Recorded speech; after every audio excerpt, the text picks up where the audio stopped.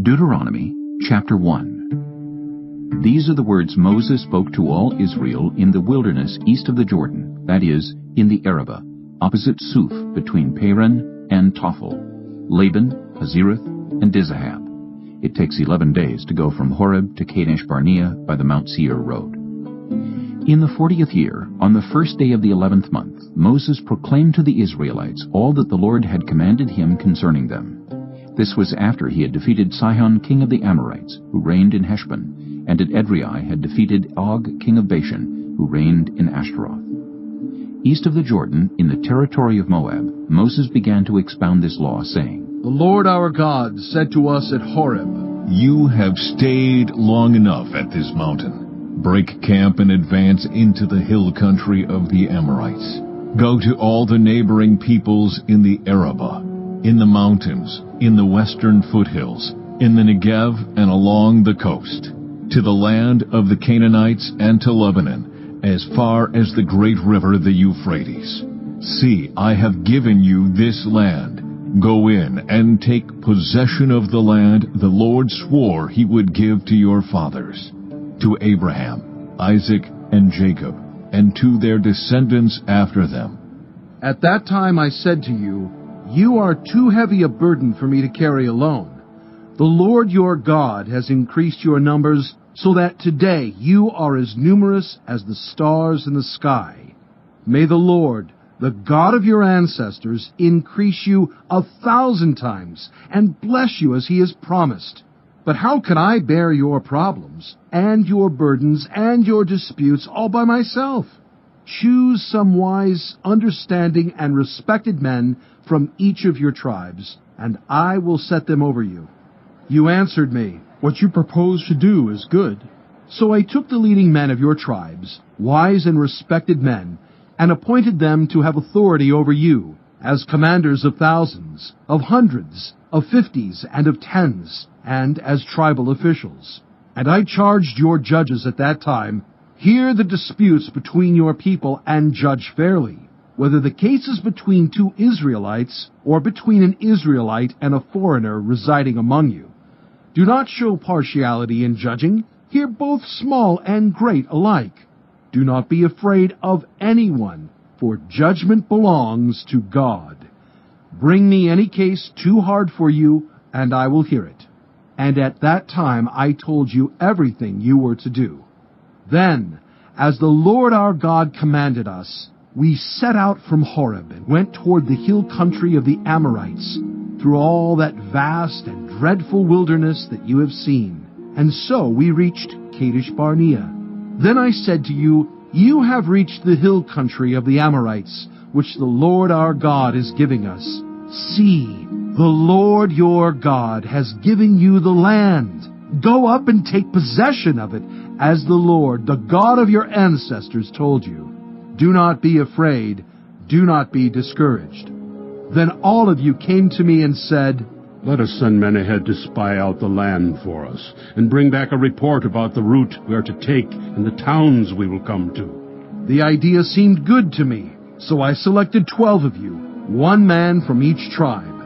They left and went up into the hill country and came to the valley of Eshcol and explored it. Taking with them some of the fruit of the land, they brought it down to us and reported, It is a good land that the Lord our God is giving us. But you were unwilling to go up.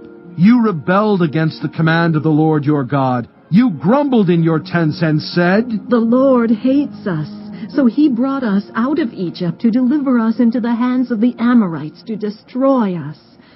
Where can we go? Our brothers have made our hearts melt in fear. They say, The people are stronger and taller than we are. The cities are large, with walls up to the sky. We even saw the Anakites there. Then I said to you, Do not be terrified. Do not be afraid of them. The Lord your God, who is going before you, will fight for you, as he did for you in Egypt, before your very eyes and in the wilderness. There you saw how the Lord your God carried you, as a father carries his son, all the way you went until you reached this place. In spite of this, you did not trust in the Lord your God, who went ahead of you on your journey, in fire by night and in a cloud by day, to search out places for you to camp, and to show you the way you should go. When the Lord heard what you said, he was angry and solemnly swore, No one from this evil generation shall see the good land I swore to give your ancestors, except Caleb, son of Jephunneh. He will see it, and I will give him and his descendants the land he set his feet on, because he followed the Lord wholeheartedly. Because of you, the Lord became angry with me also, and said, You shall not enter it either, but your assistant, Joshua, son of Nun, will enter it.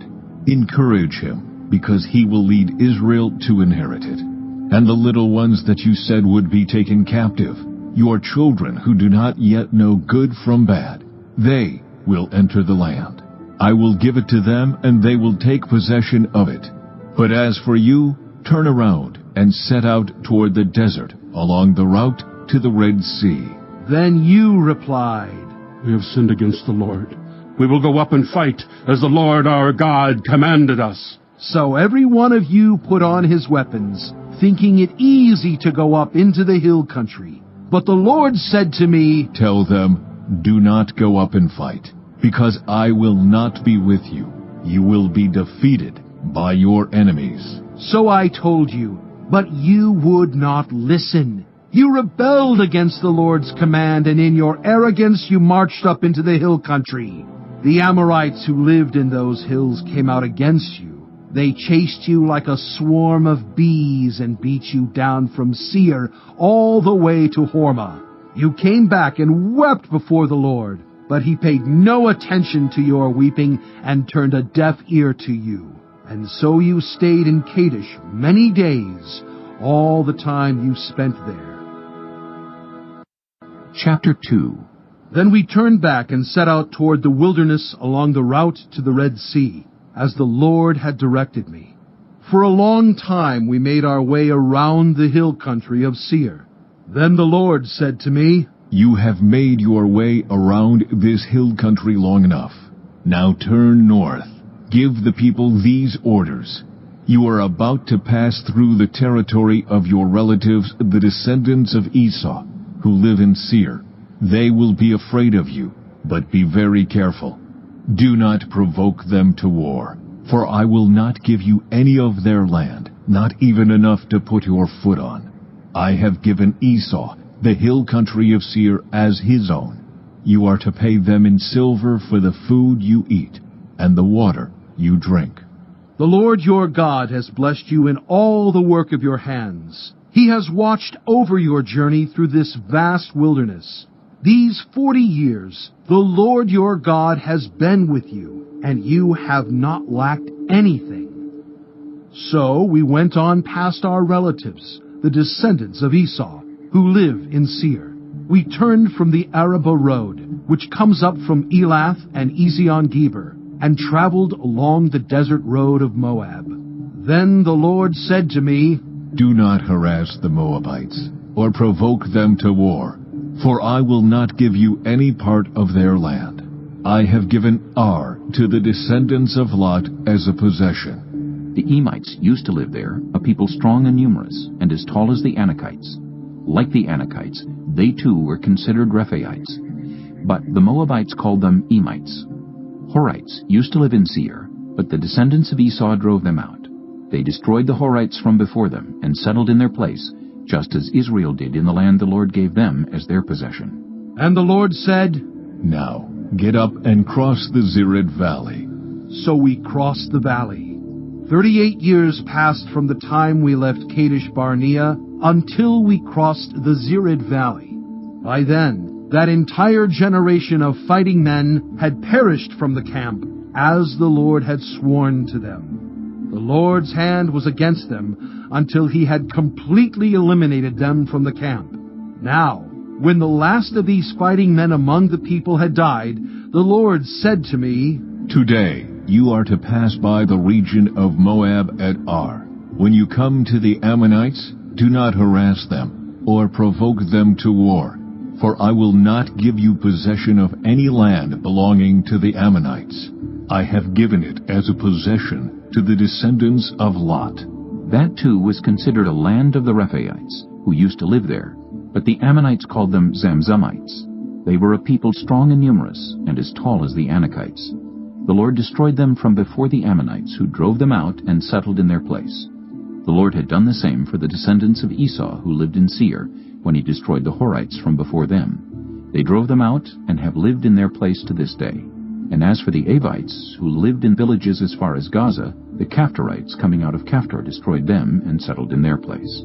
Set out now and cross the Arnon Gorge. See, I have given into your hand Sihon the Amorite, king of Heshbon, and his country. Begin to take possession of it, and engage him in battle. This very day I will begin to put the terror and fear of you on all the nations under heaven. They will hear reports of you, and will tremble and be in anguish because of you. From the desert of Kedemoth, I sent messengers to Sihon, king of Heshbon, offering peace, and saying, Let us pass through your country. We will stay on the main road. We will not turn aside to the right or to the left. Sell us food to eat and water to drink for their price in silver. Only let us pass through on foot, as the descendants of Esau who live in Seir, and the Moabites who live in Ar did for us, until we cross the Jordan into the land the Lord our God is giving us. But Sihon, king of Heshbon, refused to let us pass through. For the Lord your God had made his spirit stubborn, and his heart obstinate, in order to give him into your hands, as he has now done. The Lord said to me, See, I have begun to deliver Sihon and his country over to you. Now begin to conquer and possess his land. When Sihon and all his army came out to meet us in battle at Jahaz, the Lord our God delivered him over to us, and we struck him down, together with his sons and his whole army. At that time we took all his towns and completely destroyed them. Men, women, and children, we left no survivors. But the livestock and the plunder from the towns we had captured, we carried off for ourselves. From Aroer on the rim of the Arnon Gorge, and from the town in the gorge, even as far as Gilead, not one town was too strong for us. The Lord our God gave us all of them. But in accordance with the command of the Lord our God, you did not encroach on any of the land of the Ammonites, neither the land along the course of the Jabbok, nor that around the towns in the hills. Chapter 3.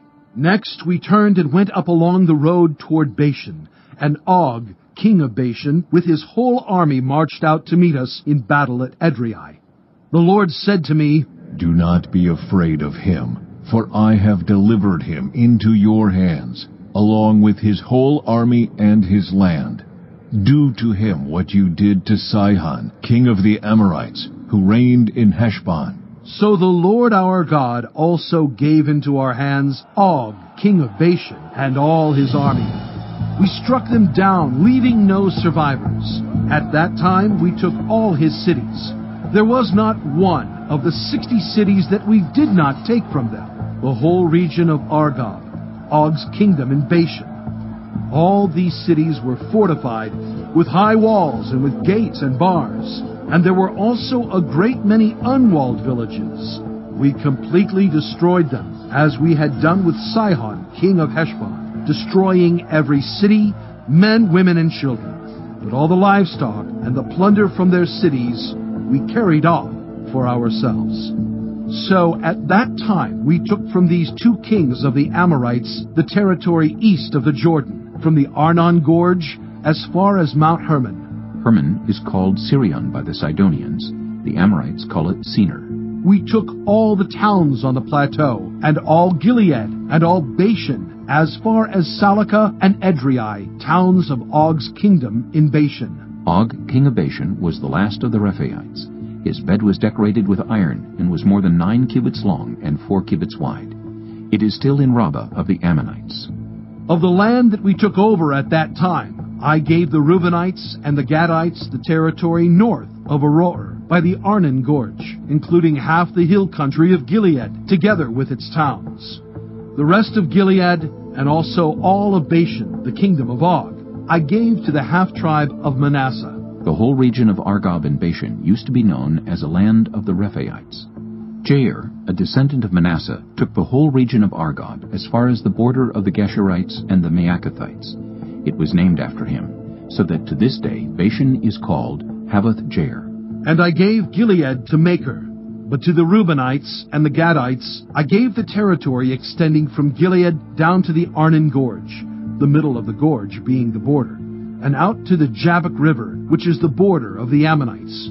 Its western border was the Jordan in the Arabah, from Kinnereth to the Sea of the Arabah, that is, the Dead Sea, below the slopes of Pisgah. I commanded you at that time, the Lord your God has given you this land to take possession of it, but all your able-bodied men, armed for battle, must cross over ahead of the other Israelites. However, your wives, your children, and your livestock, I know you have much livestock, may stay in the towns I have given you, until the Lord gives rest to your fellow Israelites as he has to you. And they too have taken over the land that the Lord your God is giving them across the Jordan. After that, each of you may go back to the possession I have given you. At that time, I commanded Joshua, You have seen with your own eyes all that the Lord your God has done to these two kings. The Lord will do the same to all the kingdoms over there where you are going.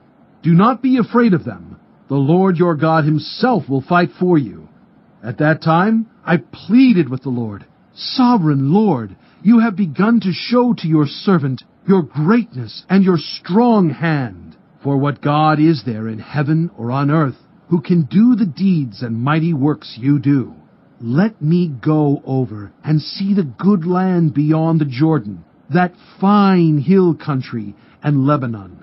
But because of you, the Lord was angry with me and would not listen to me. That is enough, The Lord said. Do not speak to me any more about this matter. Go up to the top of Pisgah, and look west and north and south and east. Look at the land with your own eyes, since you are not going to cross this Jordan. But commission Joshua, and encourage and strengthen him, for he will lead this people across, and will cause them to inherit the land that you will see. So we stayed in the valley near Beth Peor. Chapter 4. Now, Israel, hear the decrees and laws I am about to teach you. Follow them so that you may live, and may go in and take possession of the land the Lord, the God of your ancestors, is giving you. Do not add to what I command you, and do not subtract from it, but keep the commands of the Lord your God that I give you. You saw with your own eyes what the Lord did at Baal Peor. The Lord your God destroyed from among you everyone who followed the Baal of Peor. But all of you who held fast to the Lord your God are still alive today. See, I have taught you decrees and laws, as the Lord my God commanded me, so that you may follow them in the land you are entering to take possession of it. Observe them carefully, for this will show your wisdom and understanding to the nations, who will hear about all these decrees and say, Surely this great nation is a wise and understanding people. What other nation is so great as to have their gods near them the way the Lord our God is near us whenever we pray to him? And what other nation is so great as to have such righteous decrees and laws as this body of laws I am setting before you today? Only be careful and watch yourselves closely so that you do not forget the things your eyes have seen or let them fade from your heart as long as you live. Teach them to your children and to their children after them. Remember the day you stood before the Lord your God at Horeb, when he said to me, Assemble the people before me to hear my words, so that they may learn to revere me as long as they live in the land, and may teach them to their children. You came near and stood at the foot of the mountain, while it blazed with fire to the very heavens, with black clouds and deep darkness. Then the Lord spoke to you out of the fire. You heard the sound of words, but saw no form. There was only a voice. He declared to you his covenant, the 10 Commandments, which he commanded you to follow, and then wrote them on 2 stone tablets. And the Lord directed me at that time to teach you the decrees and laws you are to follow in the land that you are crossing the Jordan to possess. You saw no form of any kind the day the Lord spoke to you at Horeb out of the fire. Therefore watch yourselves very carefully, so that you do not become corrupt and make for yourselves an idol, an image of any shape, whether formed like a man or a woman, or like any animal on earth, or any bird that flies in the air, or like any creature that moves along the ground, or any fish in the waters below. And when you look up to the sky, and see the sun, the moon, and the stars, all the heavenly array, do not be enticed into bowing down to them and worshiping things the Lord your God has apportioned to all the nations under heaven. But as for you, the Lord took you and brought you out of the iron smelting furnace, out of Egypt, to be the people of his inheritance, as you now are. The Lord was angry with me because of you, and he solemnly swore that I would not cross the Jordan and enter the good land the Lord your God is giving you as your inheritance. I will die in this land. I will not cross the Jordan, but you are about to cross over and take possession of that good land.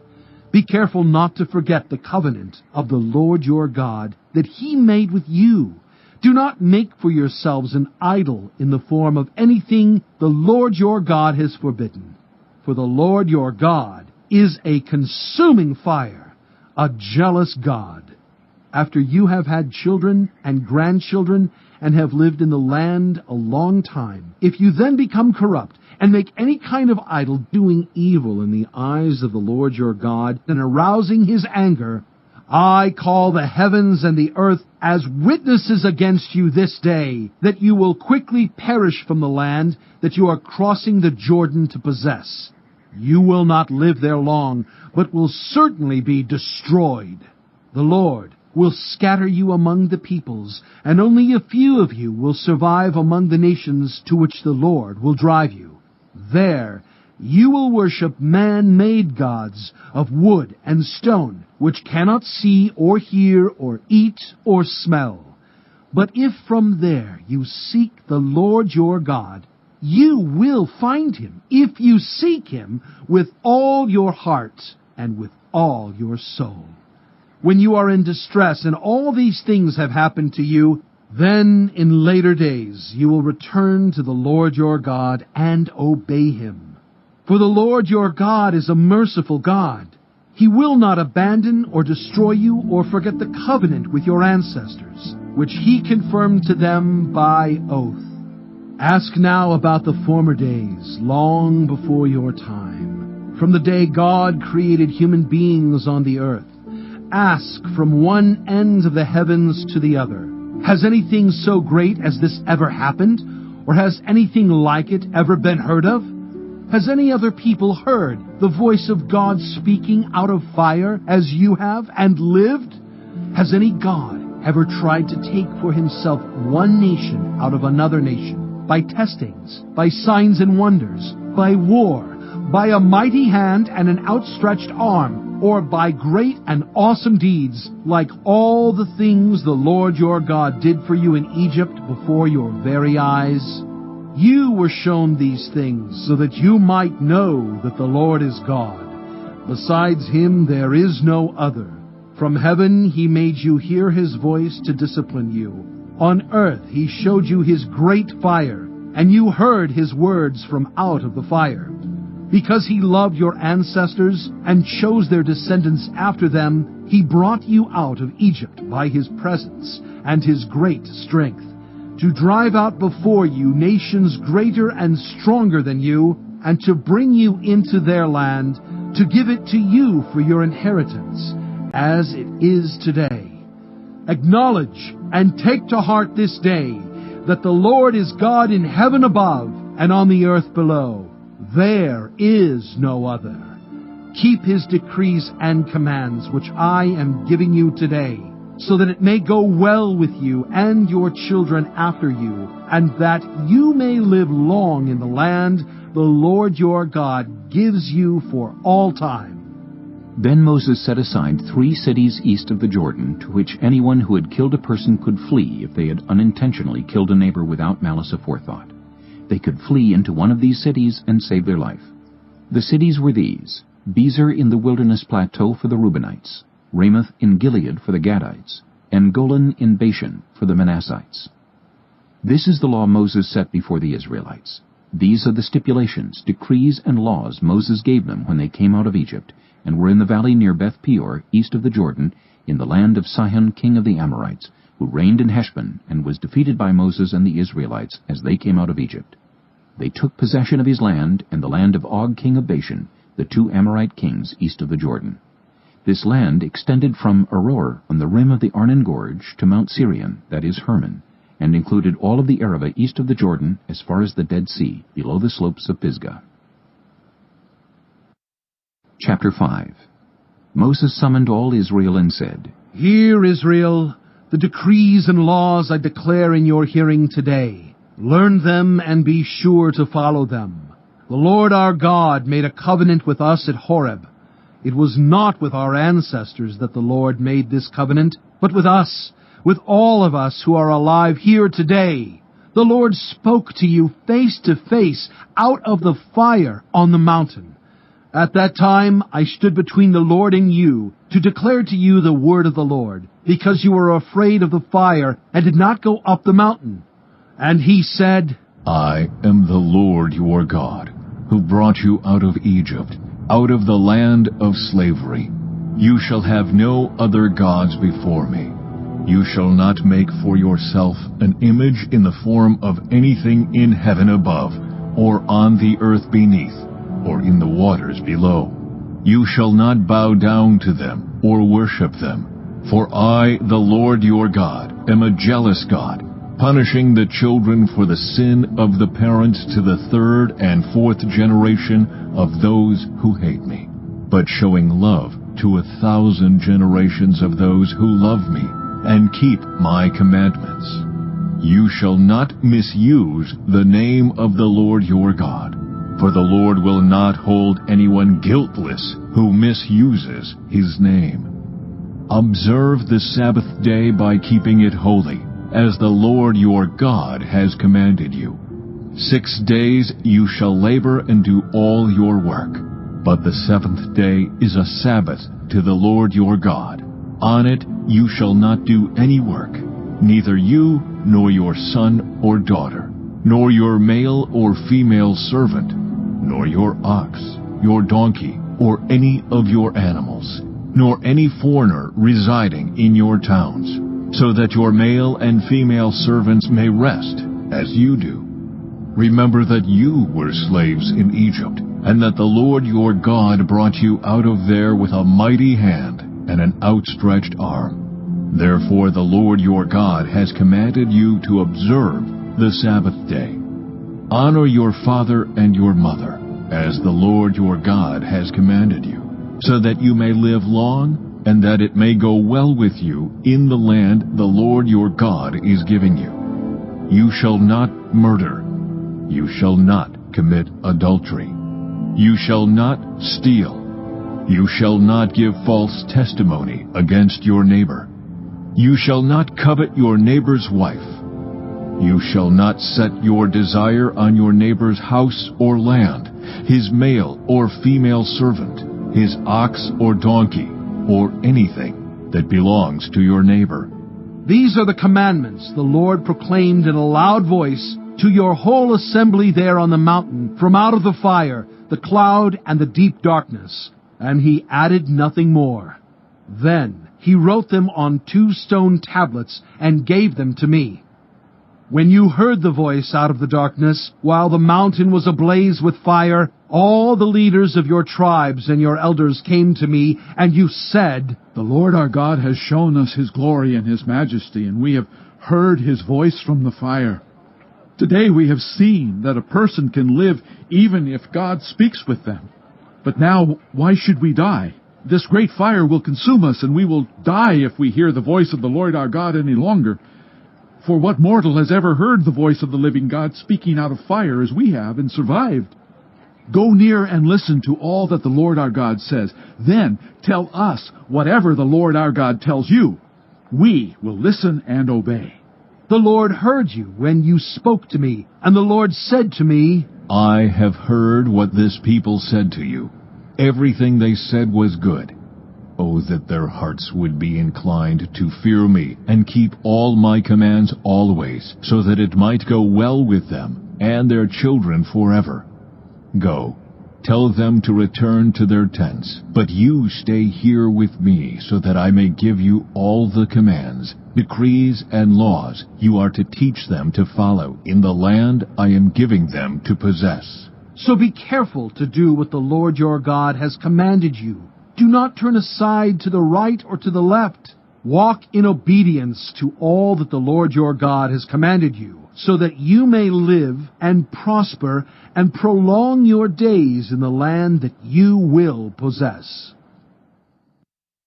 Chapter 6.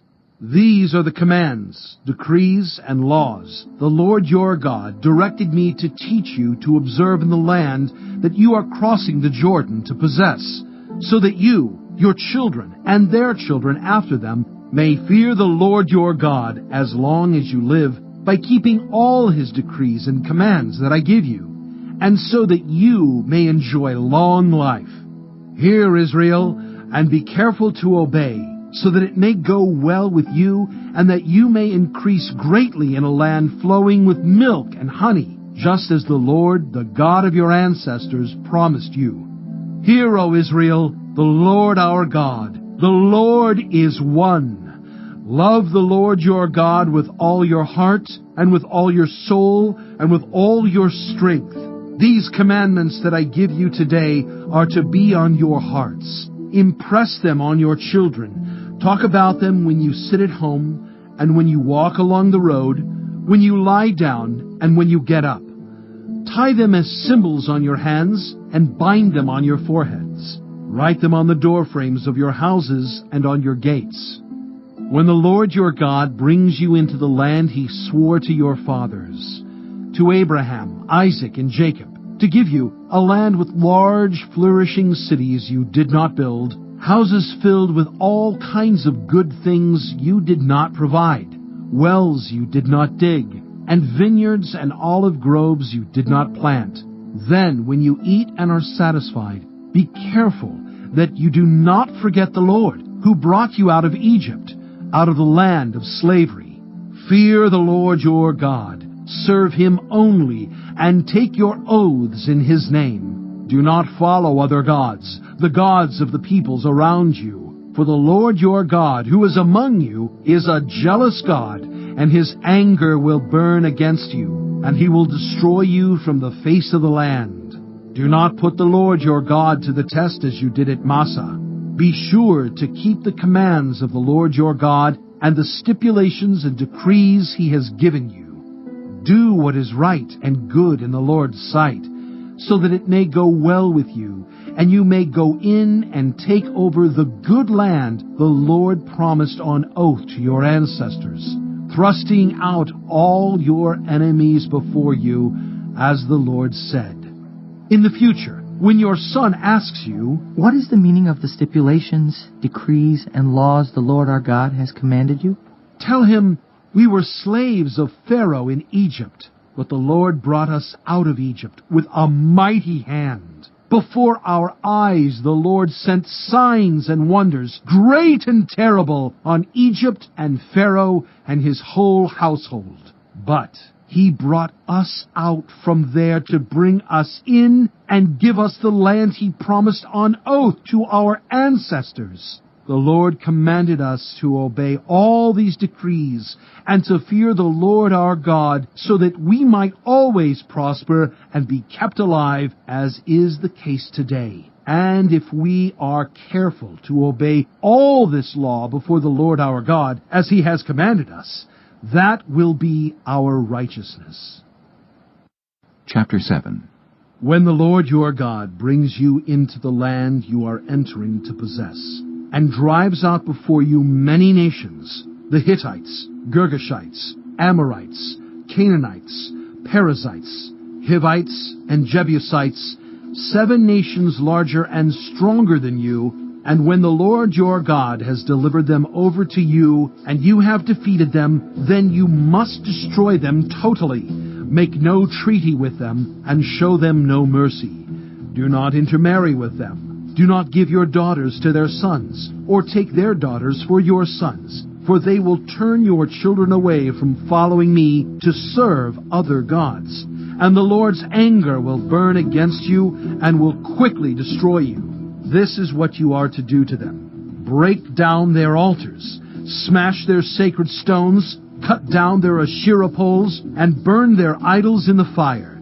For you are a people holy to the Lord your God. The Lord your God has chosen you out of all the peoples on the face of the earth to be His people, His treasured possession. The Lord did not set His affection on you and choose you because you were more numerous than other peoples, for you were the fewest of all peoples.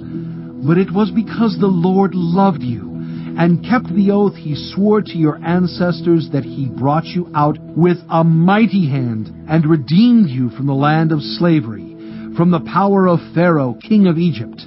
Know therefore that the Lord your God is God. He is the faithful God, keeping His covenant of love to 1,000 generations of those who love Him and keep His commandments. But those who hate Him He will repay to their face by destruction. He will not be slow to repay to their face those who hate Him. Therefore, take care to follow the commands, decrees, and laws I give you today. If you pay attention to these laws and are careful to follow them, then the Lord your God will keep His covenant of love with you, as He swore to your ancestors. He will love you and bless you and increase your numbers. He will bless the fruit of your womb, the crops of your land, your grain, new wine, and olive oil, the calves of your herds, and the lambs of your flocks in the land He swore to your ancestors to give you.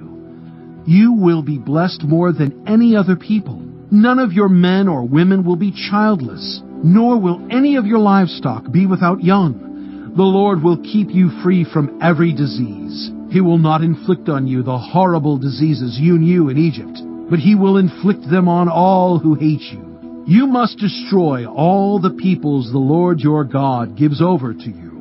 Do not look on them with pity, and do not serve their gods, for that will be a snare to you. You may say to yourselves, These nations are stronger than we are. How can we drive them out? But do not be afraid of them. Remember well what the Lord your God did to Pharaoh and to all Egypt. You saw with your own eyes the great trials, the signs and wonders, the mighty hand and outstretched arm with which the Lord your God brought you out. The Lord your God will do the same to all the peoples you now fear. Moreover, the Lord your God will send the hornet among them, until even the survivors who hide from you have perished. Do not be terrified by them, for the Lord your God, who is among you, is a great and awesome God. The Lord your God will drive out those nations before you, little by little. You will not be allowed to eliminate them all at once, or the wild animals will multiply around you. But the Lord your God will deliver them over to you, throwing them into great confusion until they are destroyed. He will give their kings into your hand, and you will wipe out their names from under heaven. No one will be able to stand up against you. You will destroy them. The images of their gods you are to burn in the fire. Do not covet the silver and gold on them, and do not take it for yourselves, or you will be ensnared by it, for it is detestable to the Lord your God. Do not bring a detestable thing into your house, or you, like it, will be set apart for destruction. Regard it as vile and utterly detest it, for it is set apart for destruction. Chapter 8. Be careful to follow every command I am giving you today, so that you may live and increase and may enter and possess the land the Lord promised on oath to your ancestors. Remember how the Lord your God led you all the way in the wilderness these 40 years, to humble and test you in order to know what was in your heart, whether or not you would keep his commands. He humbled you, causing you to hunger and then feeding you with manna, which neither you nor your ancestors had known, to teach you that man does not live on bread alone, but on every word that comes from the mouth of the Lord. Your clothes did not wear out, and your feet did not swell during these 40 years. Know then in your heart that as a man disciplines his son, so the Lord your God disciplines you. Observe the commands of the Lord your God, walking in obedience to him and revering him.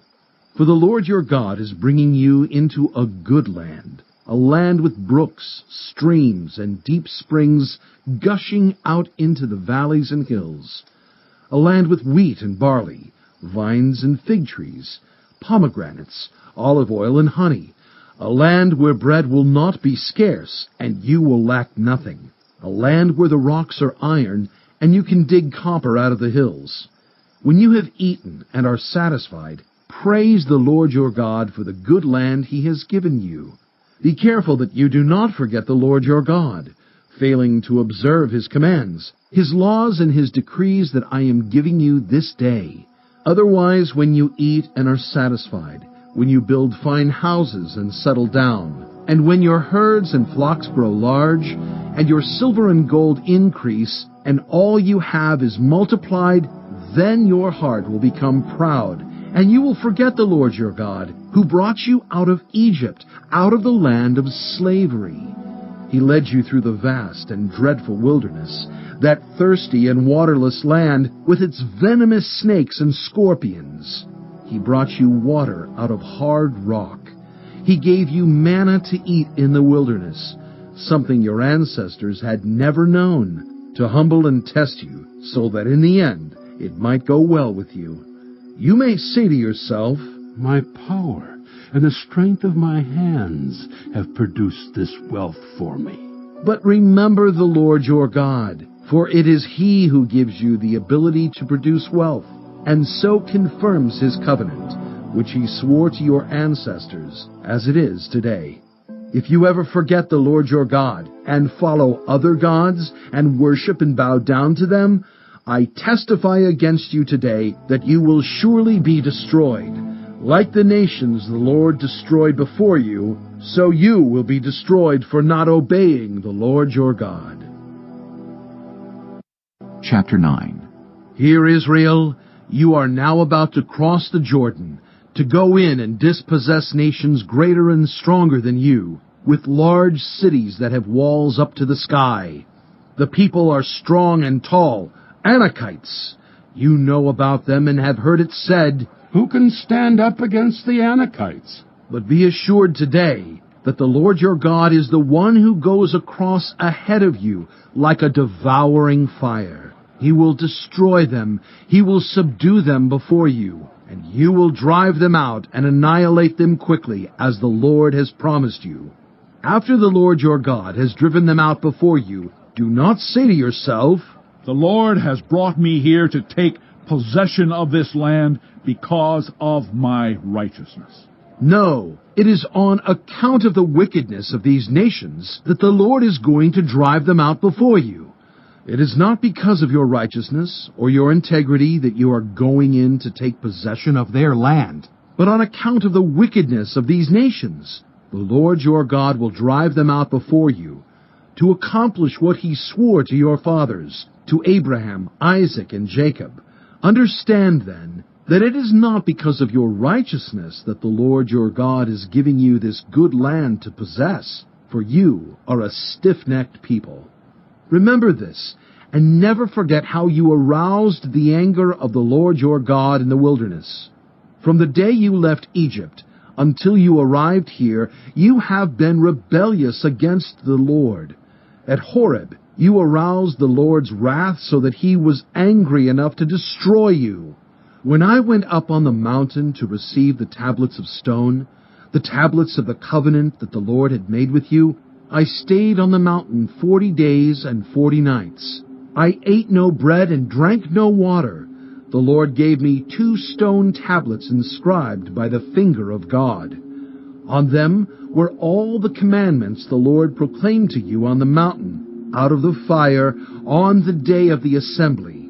At the end of the 40 days and 40 nights, the Lord gave me the 2 stone tablets, the tablets of the covenant. Then the Lord told me, Go down from here at once, because your people whom you brought out of Egypt have become corrupt.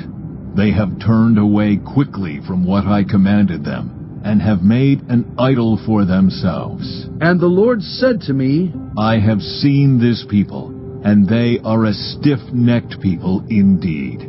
Let me alone so that I may destroy them, and blot out their name from under heaven. And I will make you into a nation stronger and more numerous than they. So I turned and went down from the mountain while it was ablaze with fire. And the 2 tablets of the covenant were in my hands.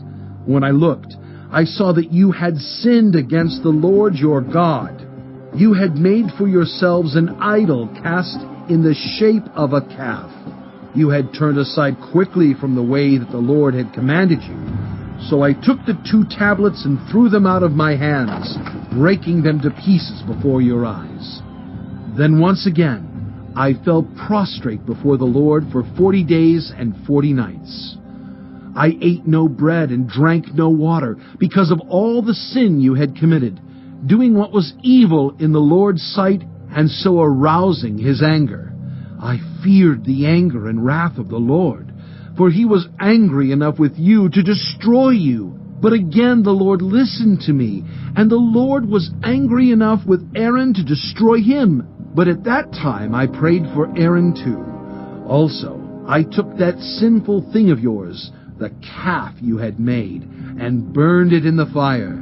Then I crushed it and ground it to powder as fine as dust, and threw the dust into a stream that flowed down the mountain.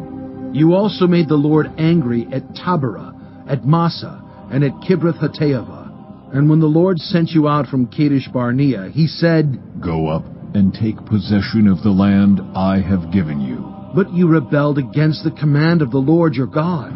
You did not trust him or obey him. You have been rebellious against the Lord ever since I have known you.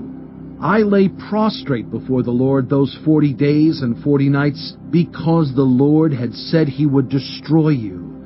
I prayed to the Lord and said, Sovereign Lord, do not destroy your people, your own inheritance that you redeemed by your great power and brought out of Egypt with a mighty hand. Remember your servants, Abraham, Isaac, and Jacob. Overlook the stubbornness of this people, their wickedness, and their sin. Otherwise, the country from which you brought us will say, Because the Lord was not able to take them into the land he had promised them, and because he hated them, he brought them out to put them to death in the wilderness. But they are your people, your inheritance that you brought out by your great power and your outstretched arm. Chapter 10. At that time the Lord said to me, Chisel out 2 stone tablets, like the first ones, and come up to me on the mountain. Also, make a wooden ark. I will write on the tablets the words that were on the first tablets, which you broke. Then you are to put them in the ark. So I made the ark out of acacia wood, and chiseled out 2 stone tablets like the first ones. And I went up on the mountain with the 2 tablets in my hands. The Lord wrote on these tablets what he had written before, the 10 commandments he had proclaimed to you on the mountain, out of the fire, on the day of the assembly. And the Lord gave them to me. Then I came back down the mountain and put the tablets in the ark I had made, as the Lord commanded me, and they are there now. The Israelites traveled from the wells of Beni-Jaakan to Mosera. There Aaron died and was buried, and Eleazar his son succeeded him as priest. From there they traveled to Gudgoda and on to Jotbatha, a land with streams of water. At that time the Lord set apart the tribe of Levi to carry the ark of the covenant of the Lord, to stand before the Lord to minister, and to pronounce blessings in his name, as they still do today.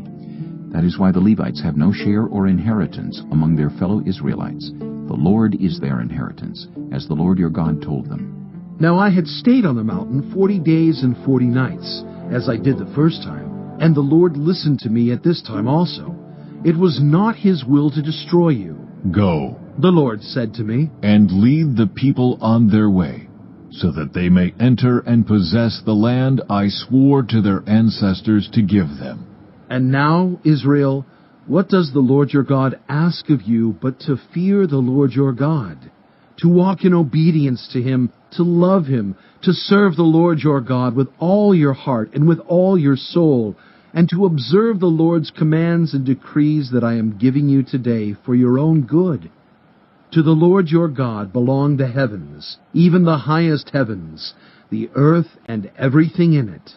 Yet the Lord set his affection on your ancestors and loved them, and he chose you, their descendants, above all the nations, as it is today. Circumcise your hearts, therefore, and do not be stiff-necked any longer. For the Lord your God is God of gods and Lord of lords, the great God, mighty and awesome, who shows no partiality and accepts no bribes. He defends the cause of the fatherless and the widow, and loves the foreigner residing among you, giving them food and clothing. And you are to love those who are foreigners, for you yourselves were foreigners in Egypt. Fear the Lord your God and serve him. Hold fast to him and take your oaths in his name. He is the one you praise. He is your God who performed for you those great and awesome wonders you saw with your own eyes. Your ancestors who went down into Egypt were 70 in all, and now the Lord your God has made you as numerous as the stars in the sky. Chapter 11. Love the Lord your God and keep his requirements, his decrees, his laws, and his commands always. Remember today that your children were not the ones who saw and experienced the discipline of the Lord your God, his majesty, his mighty hand, his outstretched arm, the signs he performed and the things he did in the heart of Egypt, both to Pharaoh, king of Egypt, and to his whole country, what he did to the Egyptian army, to its horses and chariots, how he overwhelmed them with the waters of the Red Sea as they were pursuing you, and how the Lord brought lasting ruin on them. It was not your children who saw what he did for you in the wilderness until you arrived at this place, and what he did to Dathan and Abiram, sons of Eliab the Reubenite, when the earth opened its mouth right in the middle of all Israel and swallowed them up with their households, their tents, and every living thing that belonged to them. But it was your own eyes that saw all these great things the Lord has done. Observe, therefore, all the commands I am giving you today, so that you may have the strength to go in and take over the land that you are crossing the Jordan to possess, and so that you may live long in the land the Lord swore to your ancestors to give to them and their descendants, a land flowing with milk and honey. The land you are entering to take over is not like the land of Egypt, from which you have come, where you planted your seed and irrigated it by foot as in a vegetable garden. But the land you are crossing the Jordan to take possession of is a land of mountains and valleys that drinks rain from heaven. It is a land the Lord your God cares for. The eyes of the Lord your God are continually on it from the beginning of the year to its end. So, if you faithfully obey the commands I am giving you today, to love the Lord your God and to serve him with all your heart and with all your soul, then I will send rain on your land in its season, both autumn and spring rains, so that you may gather in your grain, new wine, and olive oil. I will provide grass in the fields for your cattle, and you will eat and be satisfied. Be careful, or you will be enticed to turn away and worship other gods and bow down to them. Then the Lord's anger will burn against you, and he will shut up the heavens so that it will not rain, and the ground will yield no produce, and you will soon perish from the good land the Lord is giving you. Fix these words of mine in your hearts and minds. Tie them as symbols on your hands, and bind them on your foreheads. Teach them to your children, talking about them when you sit at home, and when you walk along the road, when you lie down, and when you get up. Write them on the doorframes of your houses and on your gates, so that your days and the days of your children may be many in the land the Lord swore to give your ancestors, as many as the days that the heavens are above the earth. If you carefully observe all these commands I am giving you to follow, to love the Lord your God, to walk in obedience to Him, and to hold fast to Him, then the Lord will drive out all these nations before you, and you will dispossess nations larger and stronger than you. Every place where you set your foot will be yours. Your territory will extend from the desert to Lebanon, and from the Euphrates River to the Mediterranean Sea. No one will be able to stand against you. The Lord your God, as He promised you, will put the terror and fear of you on the whole land wherever you go. See, I am setting before you today a blessing and a curse. The blessing if you obey the commands of the Lord your God that I am giving you today. The curse if you disobey the commands of the Lord your God and turn from the way that I command you today by following other gods which you have not known. When the Lord your God has brought you into the land you are entering to possess, you are to proclaim on Mount Gerizim the blessings, and on Mount Ebal the curses. As you know, these mountains are across the Jordan, westward, toward the setting sun, near the great trees of Morah, in the territory of those Canaanites living in the Arabah, in the vicinity of Gilgal. You are about to cross the Jordan to enter and take possession of the land the Lord your God is giving you. When you have taken it over and are living there, be sure that you obey all the decrees and laws I am setting before you today. Chapter 12. These are the decrees and laws you must be careful to follow in the land that the Lord, the God of your ancestors, has given you to possess, as long as you live in the land. Destroy completely all the places on the high mountains, on the hills, and under every spreading tree where the nations you are dispossessing worship their gods. Break down their altars, smash their sacred stones, and burn their Asherah poles in the fire. Cut down the idols of their gods, and wipe out their names from those places. You must not worship the Lord your God in their way, but you are to seek the place the Lord your God will choose from among all your tribes to put His name there for His dwelling. To that place you must go. There bring your burnt offerings and sacrifices, your tithes and special gifts, which you have vowed to give, and your free will offerings, and the firstborn of your herds and flocks. There, in the presence of the Lord your God, you and your family shall eat and shall rejoice in everything you have put your hand to, because the Lord your God has blessed you. You are not to do as we do here today, everyone doing as they see fit, since you have not yet reached the resting place and the inheritance the Lord your God is giving you. But you will cross the Jordan and settle in the land the Lord your God is giving you as an inheritance, and He will give you rest from all your enemies around you, so that you will live in safety. Then to the place the Lord your God will choose as a dwelling for His name. There you are to bring everything I command you, your burnt offerings and sacrifices, your tithes and special gifts, and all the choice possessions you have vowed to the Lord. And there rejoice before the Lord your God, you, your sons and daughters, your male and female servants, and the Levites from your towns, who have no allotment or inheritance of their own. Be careful not to sacrifice your burnt offerings anywhere you please. Offer them only at the place the Lord will choose in one of your tribes, and there observe everything I command you. Nevertheless, you may slaughter your animals in any of your towns and eat as much of the meat as you want, as if it were gazelle or deer, according to the blessing the Lord your God gives you. Both the ceremonially unclean and the clean may eat it, but you must not eat the blood. Pour it out on the ground like water. You must not eat in your own towns the tithe of your grain, and new wine, and olive oil, or the firstborn of your herds and flocks, or whatever you have vowed to give, or your freewill offerings or special gifts. Instead, you are to eat them in the presence of the Lord your God, at the place the Lord your God will choose, you, your sons and daughters, your male and female servants, and the Levites from your towns. And you are to rejoice before the Lord your God in everything you put your hand to.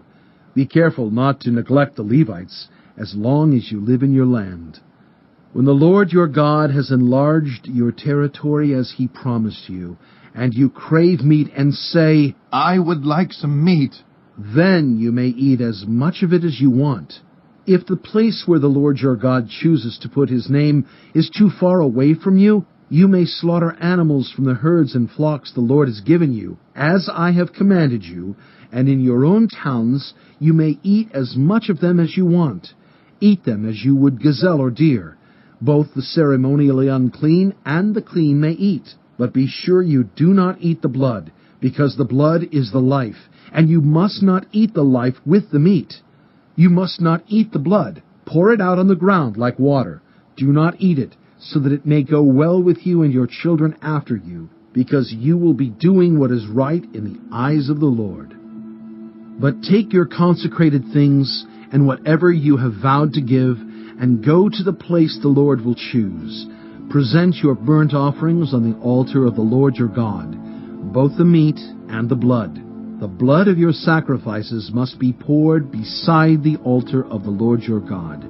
But you may eat the meat. Be careful to obey all these regulations I am giving you, so that it may always go well with you and your children after you, because you will be doing what is good and right in the eyes of the Lord your God. The Lord your God will cut off before you the nations you are about to invade and dispossess. But when you have driven them out and settled in their land, and after they have been destroyed before you, be careful not to be ensnared by inquiring about their gods, saying, How do these nations serve their gods? We will do the same. You must not worship the Lord your God in their way, because in worshiping their gods, they do all kinds of detestable things the Lord hates. They even burn their sons and daughters in the fire as sacrifices to their gods. See that you do all I command you. Do not add to it or take away from it. Chapter 13. If a prophet or one who foretells by dreams appears among you and announces to you a sign or wonder, and if the sign or wonder spoken of takes place, and the prophet says, Let us follow other gods, gods you have not known, and let us worship them, you must not listen to the words of that prophet or dreamer. The Lord your God is testing you to find out whether you love him with all your heart and with all your soul. It is the Lord your God you must follow, and him you must revere. Keep his commands and obey him. Serve him and hold fast to him. That prophet or dreamer must be put to death for inciting rebellion against the Lord your God, who brought you out of Egypt and redeemed you from the land of slavery. That prophet or dreamer tried to turn you from the way the Lord your God commanded you to follow. You must purge the evil from among you.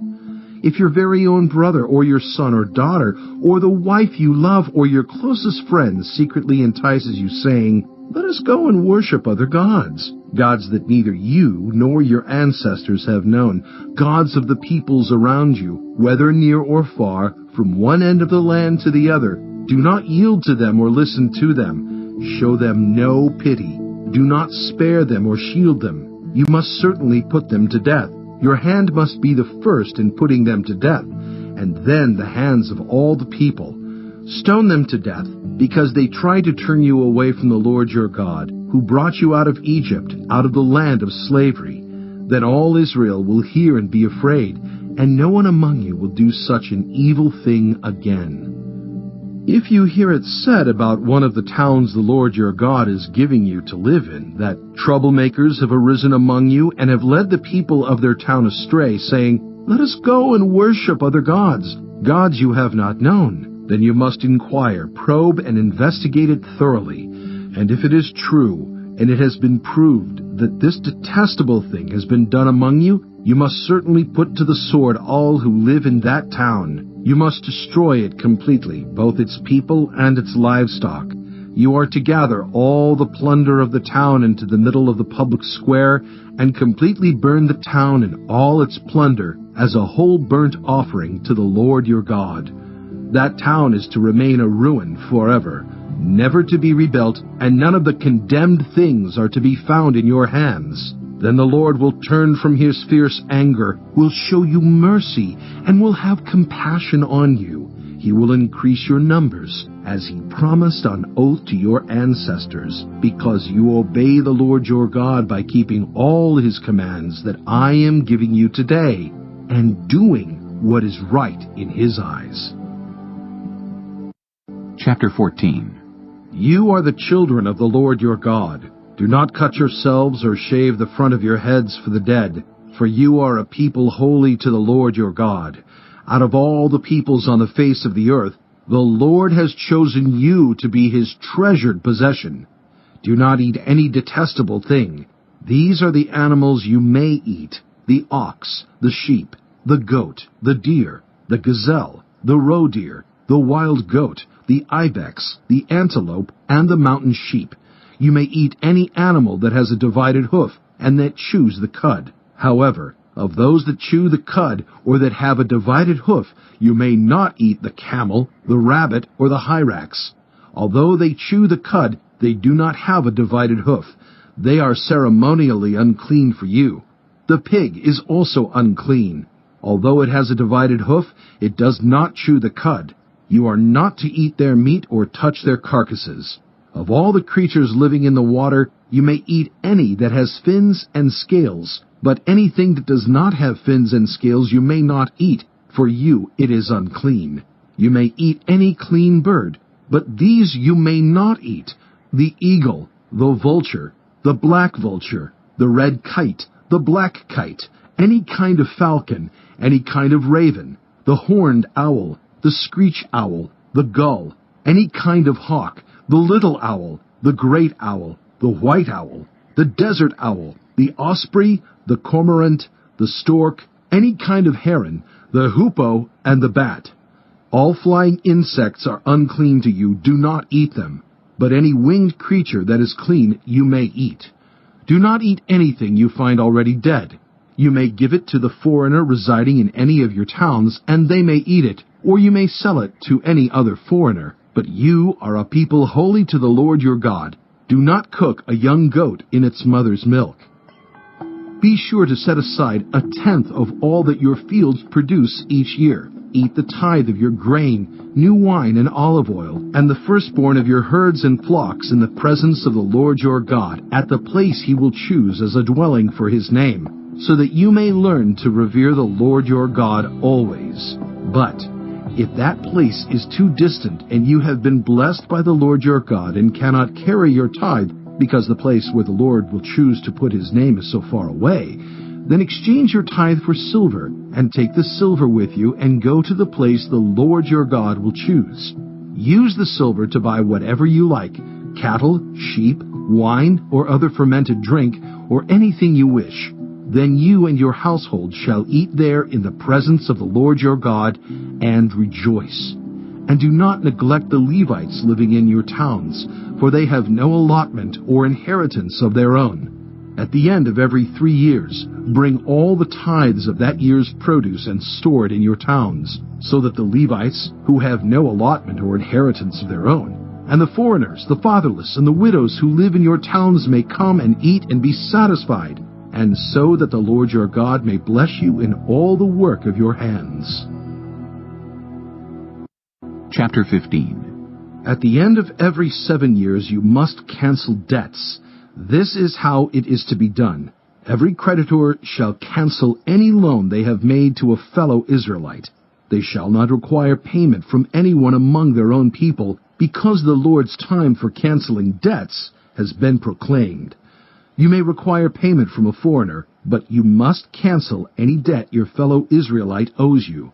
However, there need be no poor people among you, for in the land the Lord your God is giving you to possess as your inheritance, he will richly bless you, if only you fully obey the Lord your God and are careful to follow all these commands I am giving you today. For the Lord your God will bless you as he has promised, and you will lend to many nations, but will borrow from none. You will rule over many nations, but none will rule over you. If anyone is poor among your fellow Israelites in any of the towns of the land the Lord your God is giving you, do not be hard-hearted or tight-fisted toward them. Rather, be open-handed and freely lend them whatever they need. Be careful not to harbor this wicked thought. The 7th year, the year for canceling debts, is near, so that you do not show ill will toward the needy among your fellow Israelites and give them nothing. They may then appeal to the Lord against you, and you will be found guilty of sin. Give generously to them and do so without a grudging heart. Then because of this, the Lord your God will bless you in all your work and in everything you put your hand to. There will always be poor people in the land. Therefore, I command you to be open-handed toward your fellow Israelites who are poor and needy in your land.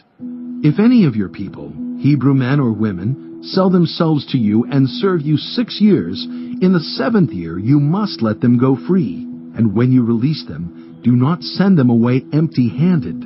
Supply them liberally from your flock, your threshing floor, and your winepress. Give to them as the Lord your God has blessed you. Remember that you were slaves in Egypt, and the Lord your God redeemed you. That is why I give you this command today. But if your servant says to you, I do not want to leave you, because he loves you, and your family is well off with you, then take an awl and push it through his earlobe into the door, and he will become your servant for life. Do the same for your female servant. Do not consider it a hardship to set your servant free, because their service to you these 6 years has been worth twice as much as that of a hired hand. And the Lord your God will bless you in everything you do. Set apart for the Lord your God every firstborn male of your herds and flocks. Do not put the firstborn of your cows to work, and do not shear the firstborn of your sheep.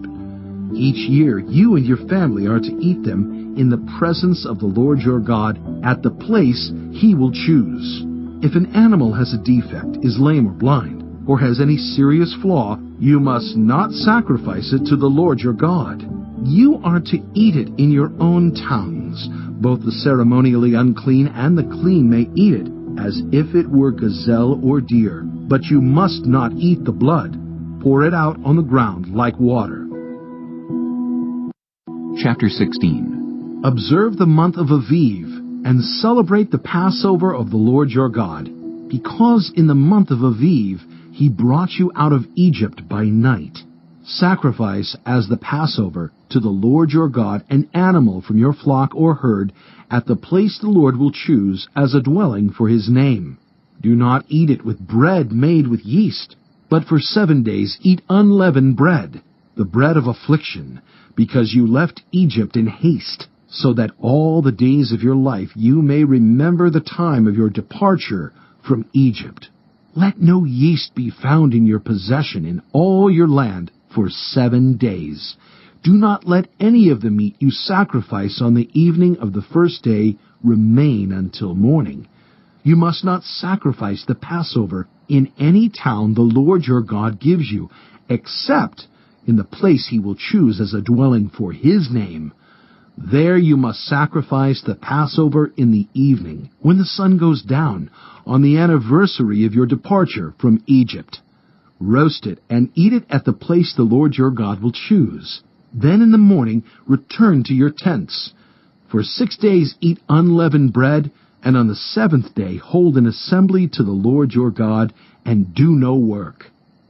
Count off 7 weeks from the time you begin to put the sickle to the standing grain. Then celebrate the festival of weeks to the Lord your God, by giving a free will offering in proportion to the blessings the Lord your God has given you. And rejoice before the Lord your God at the place he will choose as a dwelling for his name. You, your sons and daughters, your male and female servants, the Levites in your towns, and the foreigners, the fatherless, and the widows living among you. Remember that you were slaves in Egypt, and follow carefully these decrees. Celebrate the festival of tabernacles for 7 days after you have gathered the produce of your threshing floor and your winepress. Be joyful at your festival, you, your sons and daughters, your male and female servants, and the Levites, the foreigners, the fatherless, and the widows who live in your towns. For 7 days celebrate the festival to the Lord your God at the place the Lord will choose. For the Lord your God will bless you in all your harvest and in all the work of your hands, and your joy will be complete. 3 times a year all your men must appear before the Lord your God at the place he will choose, at the festival of unleavened bread, the festival of weeks, and the festival of tabernacles. No one should appear before the Lord empty-handed. Each of you must bring a gift in proportion to the way the Lord your God has blessed you. Appoint judges and officials for each of your tribes in every town the Lord your God is giving you, and they shall judge the people fairly. Do not pervert justice or show partiality. Do not accept a bribe, for a bribe blinds the eyes of the wise and twists the words of the innocent. Follow justice, and justice alone, so that you may live and possess the land the Lord your God is giving you. Do not set up any wooden Asherah pole beside the altar you build to the Lord your God, and do not erect a sacred stone, for these the Lord your God hates. Chapter 17. Do not sacrifice to the Lord your God an ox or a sheep that has any defect or flaw in it, for that would be detestable to him. If a man or woman living among you in one of the towns the Lord gives you is found doing evil in the eyes of the Lord your God, in violation of his covenant, and contrary to my command has worshipped other gods, bowing down to them or to the sun, or the moon, or the stars in the sky, and this has been brought to your attention, then you must investigate it thoroughly. If it is true, and it has been proved that this detestable thing has been done in Israel, take the man or woman who has done this evil deed to your city gate, and stone that person to death. On the testimony of 2 or 3 witnesses, a person is to be put to death, but no one is to be put to death on the testimony of only 1 witness. The hands of the witnesses must be the first in putting that person to death, and then the hands of all the people. You must purge the evil from among you. If cases come before your courts that are too difficult for you to judge, whether bloodshed, lawsuits, or assaults, take them to the place the Lord your God will choose. Go to the Levitical priests and to the judge who is in office at that time. Inquire of them, and they will give you the verdict. You must act according to the decisions they give you at the place the Lord will choose. Be careful to do everything they instruct you to do. Act according to whatever they teach you and the decisions they give you. Do not turn aside from what they tell you, to the right or to the left. Anyone who shows contempt for the judge or for the priest who stands ministering there to the Lord your God is to be put to death. You must purge the evil from Israel. All the people will hear and be afraid, and will not be contemptuous again.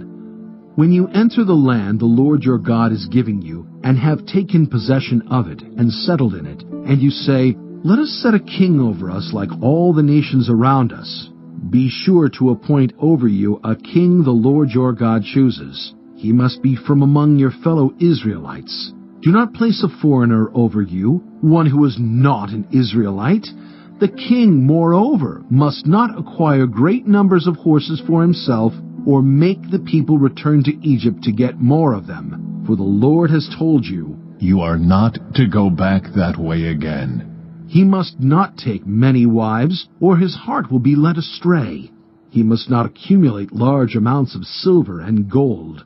When he takes the throne of his kingdom, he is to write for himself on a scroll a copy of this law, taken from that of the Levitical priests. It is to be with him, and he is to read it all the days of his life, so that he may learn to revere the Lord his God and follow carefully all the words of this law and these decrees, and not consider himself better than his fellow Israelites, and turn from the law to the right or to the left. Then he and his descendants will reign a long time over his kingdom in Israel.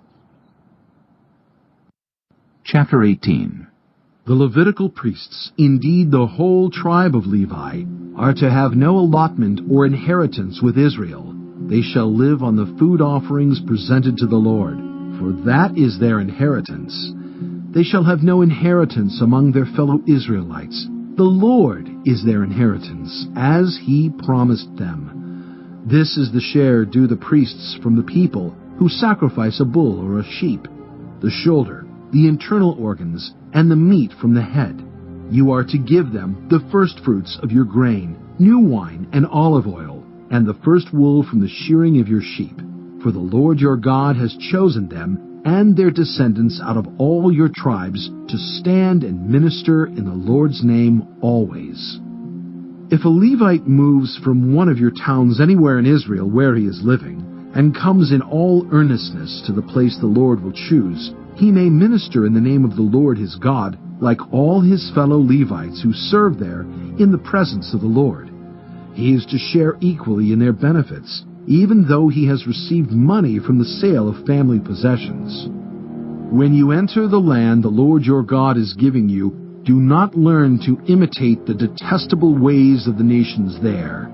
Let no one be found among you who sacrifices their son or daughter in the fire, who practices divination or sorcery, interprets omens, engages in witchcraft, or casts spells, or who is a medium or spiritist, or who consults the dead. Anyone who does these things is detestable to the Lord. Because of these same detestable practices, the Lord your God will drive out those nations before you. You must be blameless before the Lord your God. The nations you will dispossess, listen to those who practice sorcery or divination. But as for you, the Lord your God has not permitted you to do so. The Lord your God will raise up for you a prophet like me from among you, from your fellow Israelites. You must listen to him, for this is what you asked of the Lord your God at Horeb on the day of the assembly when you said, "Let us not hear the voice of the Lord our God, nor see this great fire anymore, or we will die." The Lord said to me, "What they say is good. I will raise up for them a prophet like you from among their fellow Israelites, and I will put my words in his mouth. He will tell them everything I command him. I myself will call to account anyone who does not listen to my words that the prophet speaks in my name. But a prophet who presumes to speak in my name anything I have not commanded, or a prophet who speaks in the name of other gods, is to be put to death." You may say to yourselves, "How can we know when a message has not been spoken by the Lord?" If what a prophet proclaims in the name of the Lord does not take place or come true, that is a message the Lord has not spoken. That prophet has spoken presumptuously, so do not be alarmed. Chapter 19. When the Lord your God has destroyed the nations whose land he is giving you, and when you have driven them out and settled in their towns and houses, then set aside for yourselves 3 cities in the land the Lord your God is giving you to possess. Determine the distances involved, and divide into 3 parts the land the Lord your God is giving you as an inheritance, so that a person who kills someone may flee for refuge to one of these cities. This is the rule concerning anyone who kills a person and flees there for safety. Anyone who kills a neighbor unintentionally without malice or forethought. For instance, a man may go into the forest with his neighbor to cut wood, and as he swings his axe to fell a tree, the head may fly off and hit his neighbor and kill him. That man may flee to one of these cities and save his life. Otherwise, the avenger of blood might pursue him in a rage, overtake him if the distance is too great, and kill him even though he is not deserving of death, since he did it to his neighbor without malice aforethought. This is why I command you to set aside for yourselves 3 cities. If the Lord your God enlarges your territory, as he promised on oath to your ancestors, and gives you the whole land he promised them, because you carefully follow all these laws I command you today, to love the Lord your God and to walk always in obedience to him, then you are to set aside 3 more cities. Do this so that innocent blood will not be shed in your land, which the Lord your God is giving you as your inheritance, and so that you will not be guilty of bloodshed. But if out of hate someone lies in wait, assaults and kills a neighbor, and then flees to one of these cities, the killer shall be sent for by the town elders, be brought back from the city, and be handed over to the avenger of blood to die.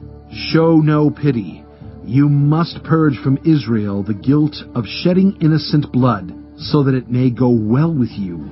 Do not move your neighbor's boundary stone set up by your predecessors in the inheritance you receive in the land the Lord your God is giving you to possess. One witness is not enough to convict anyone accused of any crime or offense they may have committed. A matter must be established by the testimony of 2 or 3 witnesses.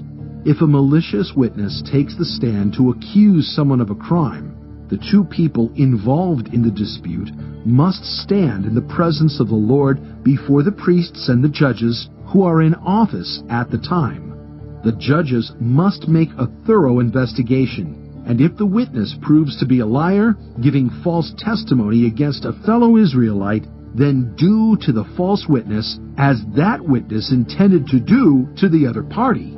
You must purge the evil from among you. The rest of the people will hear of this and be afraid, and never again will such an evil thing be done among you. Show no pity. Life for life, eye for eye, tooth for tooth, hand for hand, foot for foot. Chapter 20. When you go to war against your enemies, and see horses and chariots, and an army greater than yours, do not be afraid of them, because the Lord your God, who brought you up out of Egypt, will be with you. When you are about to go into battle, the priest shall come forward and address the army. He shall say, Hear, Israel! Today you are going into battle against your enemies. Do not be faint-hearted or afraid. Do not panic or be terrified by them. For the Lord your God is the one who goes with you to fight for you against your enemies, to give you victory. The officers shall say to the army, Has anyone built a new house and not yet begun to live in it? Let him go home, or he may die in battle, and someone else may begin to live in it. Has anyone planted a vineyard and not begun to enjoy it? Let him go home, or he may die in battle, and someone else enjoy it. Has anyone become pledged to a woman and not married her?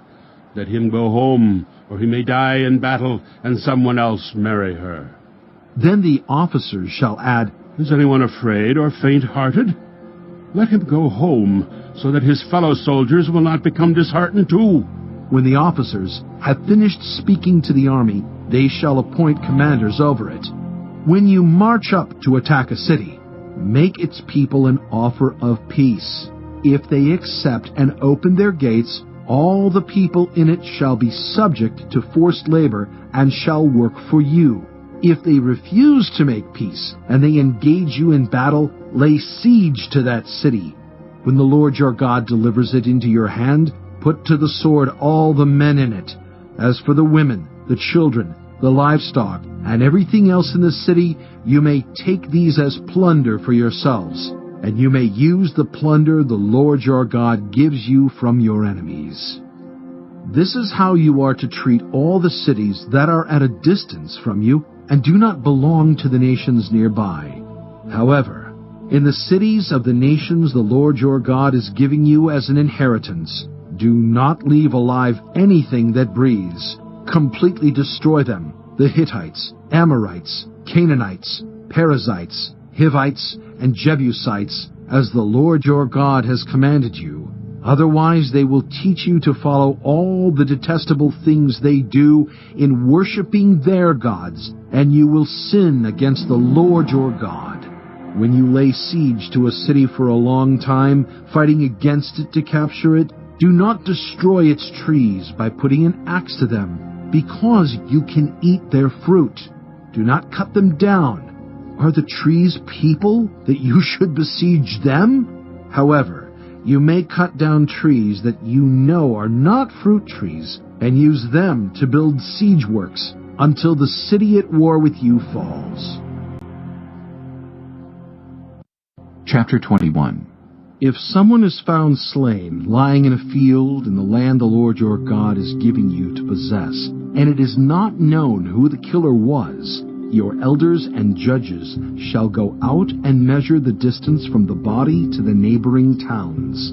Then the elders of the town nearest the body shall take a heifer that has never been worked and has never worn a yoke, and lead it down to a valley that has not been plowed or planted, and where there is a flowing stream. There in the valley they are to break the heifer's neck. The Levitical priests shall step forward, for the Lord your God has chosen them to minister and to pronounce blessings in the name of the Lord, and to decide all cases of dispute and assault. Then all the elders of the town nearest the body shall wash their hands over the heifer whose neck was broken in the valley, and they shall declare, Our hands did not shed this blood, nor did our eyes see it done. Accept this atonement for your people Israel, whom you have redeemed, Lord, and do not hold your people guilty of the blood of an innocent person. Then the bloodshed will be atoned for, and you will have purged from yourselves the guilt of shedding innocent blood, since you have done what is right in the eyes of the Lord. When you go to war against your enemies, and the Lord your God delivers them into your hands, and you take captives, if you notice among the captives a beautiful woman, and are attracted to her, you may take her as your wife. Bring her into your home, and have her shave her head, trim her nails, and put aside the clothes she was wearing when captured. After she has lived in your house, and mourned her father and mother for a full month, then you may go to her and be her husband, and she shall be your wife. If you are not pleased with her, let her go wherever she wishes. You must not sell her or treat her as a slave, since you have dishonored her.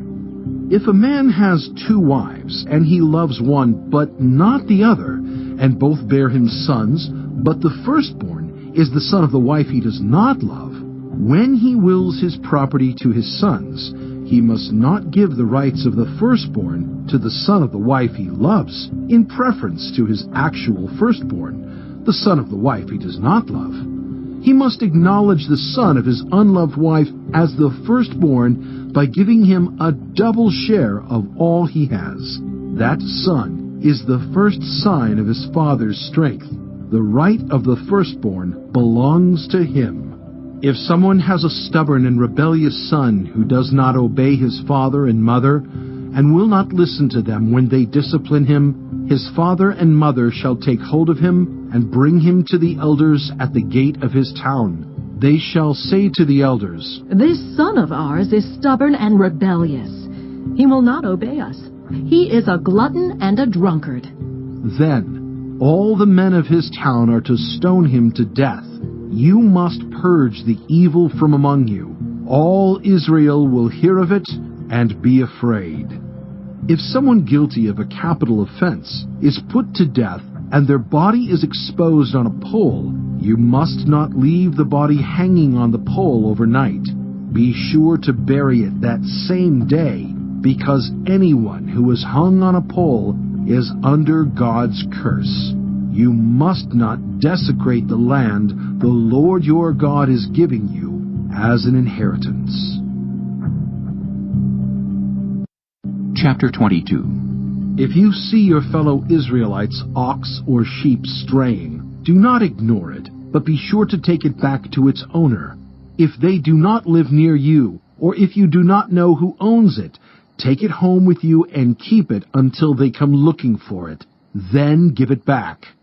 Do the same if you find their donkey or cloak or anything else they have lost. Do not ignore it. If you see your fellow Israelites' donkey or ox fallen on the road, do not ignore it. Help the owner get it to its feet. A woman must not wear men's clothing, nor a man wear women's clothing, for the Lord your God detests anyone who does this. If you come across a bird's nest beside the road, either in a tree or on the ground, and the mother is sitting on the young or on the eggs, do not take the mother with the young.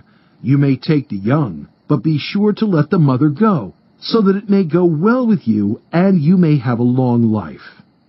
When you build a new house, make a parapet around your roof so that you may not bring the guilt of bloodshed on your house if someone falls from the roof. Do not plant two kinds of seed in your vineyard. If you do, not only the crops you plant, but also the fruit of the vineyard will be defiled. Do not plow with an ox and a donkey yoked together. Do not wear clothes of wool and linen woven together. Make tassels on the four corners of the cloak you wear. If a man takes a wife, and after sleeping with her, dislikes her, and slanders her, and gives her a bad name, saying, I married this woman, but when I approached her, I did not find proof of her virginity. Then the young woman's father and mother shall bring to the town elders at the gate proof that she was a virgin. Her father will say to the elders, I gave my daughter in marriage to this man, but he dislikes her. Now he has slandered her and said, I did not find your daughter to be a virgin, but here is the proof of my daughter's virginity.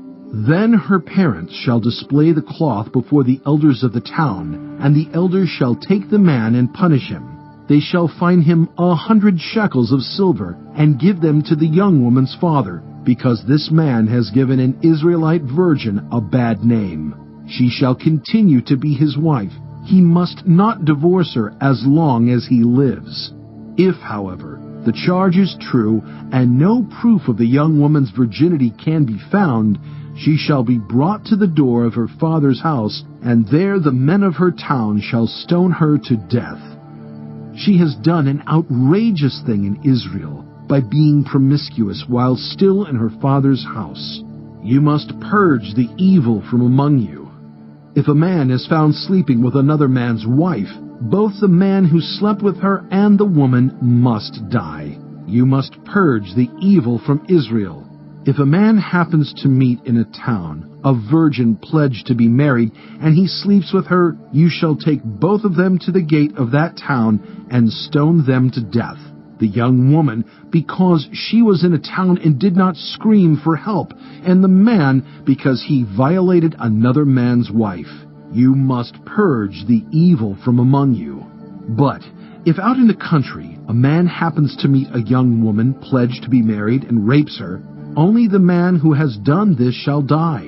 Do nothing to the woman. She has committed no sin deserving death. This case is like that of someone who attacks and murders a neighbor. For the man found the young woman out in the country, and though the betrothed woman screamed, there was no one to rescue her. If a man happens to meet a virgin who is not pledged to be married and rapes her, and they are discovered, he shall pay her father 50 shekels of silver. He must marry the young woman, for he has violated her. He can never divorce her as long as he lives. A man is not to marry his father's wife. He must not dishonor his father's bed. Chapter 23. No one who has been emasculated by crushing or cutting may enter the assembly of the Lord. No one born of a forbidden marriage, nor any of their descendants may enter the assembly of the Lord, not even in the 10th generation. No Ammonite or Moabite or any of their descendants may enter the assembly of the Lord, not even in the 10th generation, for they did not come to meet you with bread and water on your way when you came out of Egypt. And they hired Balaam, son of Beor from Pethor, in Aram Naharaim, to pronounce a curse on you. However, the Lord your God would not listen to Balaam, but turned the curse into a blessing for you, because the Lord your God loves you. Do not seek a treaty of friendship with them as long as you live. Do not despise an Edomite, for the Edomites are related to you. Do not despise an Egyptian, because you resided as foreigners in their country. The 3rd generation of children born to them may enter the assembly of the Lord. When you are encamped against your enemies, keep away from everything impure. If one of your men is unclean because of a nocturnal emission, he is to go outside the camp and stay there. But as evening approaches, he is to wash himself, and at sunset he may return to the camp. Designate a place outside the camp where you can go to relieve yourself. As part of your equipment, have something to dig with, and when you relieve yourself, dig a hole and cover up your excrement. For the Lord your God moves about in your camp to protect you, and to deliver your enemies to you. Your camp must be holy, so that he will not see among you anything indecent and turn away from you. If a slave has taken refuge with you, do not hand them over to their master. Let them live among you wherever they like and in whatever town they choose. Do not oppress them. No Israelite man or woman is to become a shrine prostitute. You must not bring the earnings of a female prostitute or of a male prostitute into the house of the Lord your God to pay any vow, because the Lord your God detests them both. Do not charge a fellow Israelite interest, whether on money or food or anything else that may earn interest. You may charge a foreigner interest, but not a fellow Israelite, so that the Lord your God may bless you in everything you put your hand to in the land you are entering to possess. If you make a vow to the Lord your God, do not be slow to pay it, for the Lord your God will certainly demand it of you, and you will be guilty of sin. But if you refrain from making a vow, you will not be guilty. Whatever your lips utter you must be sure to do, because you made your vow freely to the Lord your God with your own mouth. If you enter your neighbor's vineyard, you may eat all the grapes you want, but do not put any in your basket. If you enter your neighbor's grain field, you may pick kernels with your hands, but you must not put a sickle to their standing grain. Chapter 24. If a man marries a woman who becomes displeasing to him because he finds something indecent about her, and he writes her a certificate of divorce, gives it to her, and sends her from his house, and if after she leaves his house she becomes the wife of another man, and her second husband dislikes her, and writes her a certificate of divorce, gives it to her, and sends her from his house, or if he dies, then her first husband, who divorced her, is not allowed to marry her again after she has been defiled. That would be detestable in the eyes of the Lord. Do not bring sin upon the land the Lord your God is giving you as an inheritance. If a man has recently married, he must not be sent to war or have any other duty laid on him. For 1 year he is to be free to stay at home and bring happiness to the wife he has married. Do not take a pair of millstones, not even the upper one, as security for a debt, because that would be taking a person's livelihood as security.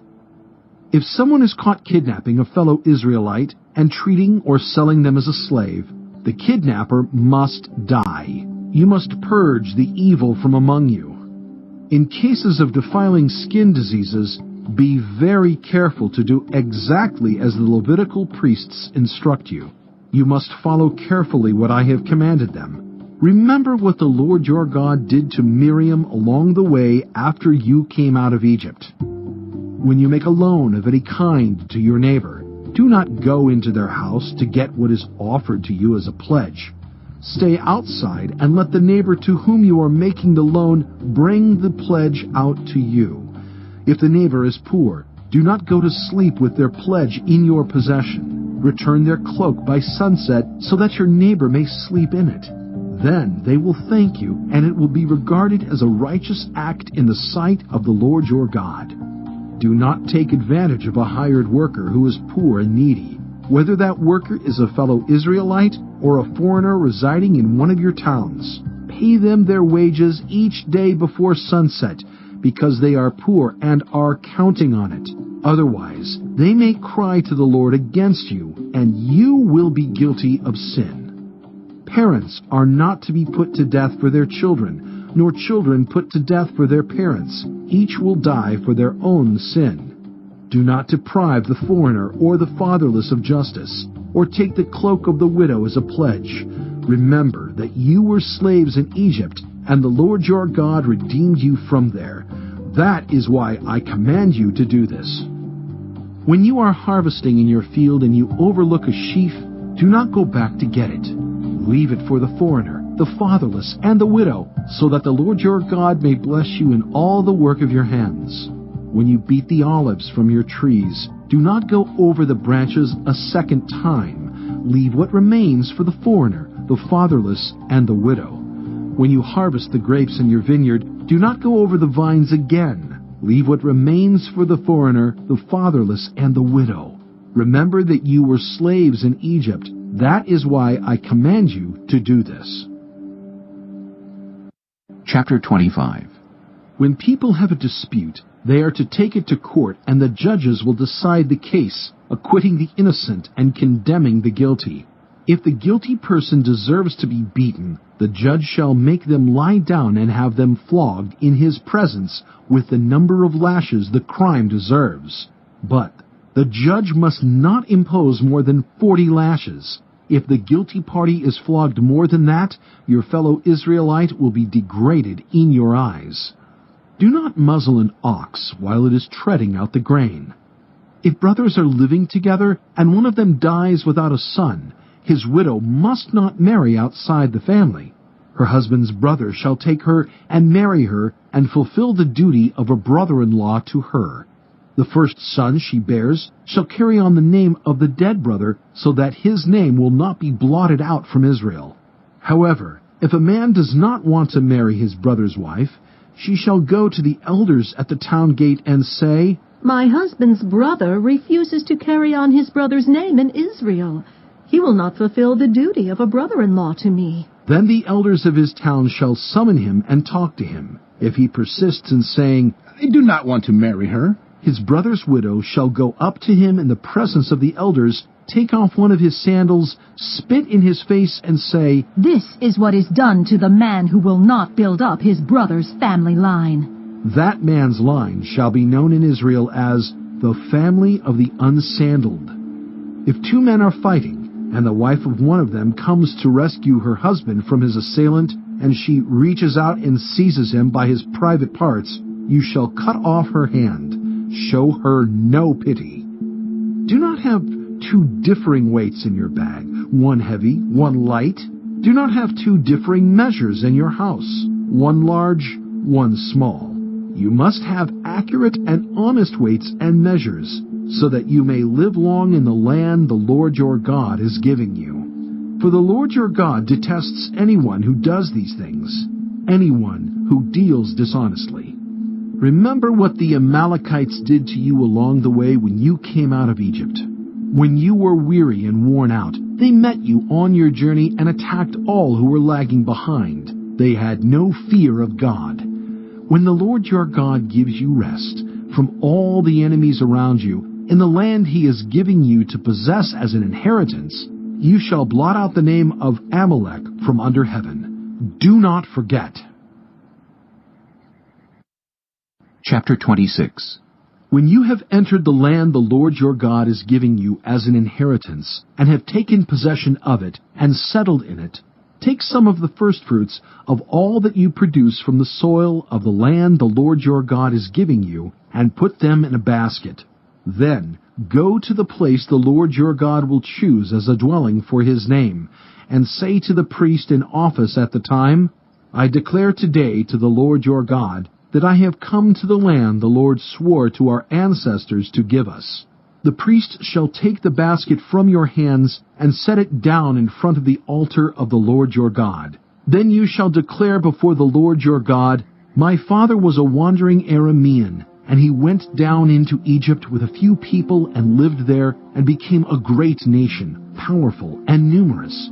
But the Egyptians mistreated us and made us suffer, subjecting us to harsh labor.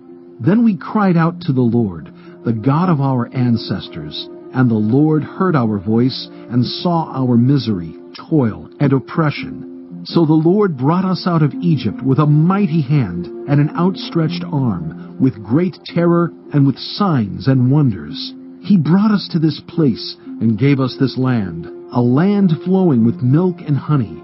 And now I bring the firstfruits of the soil that you, Lord, have given me.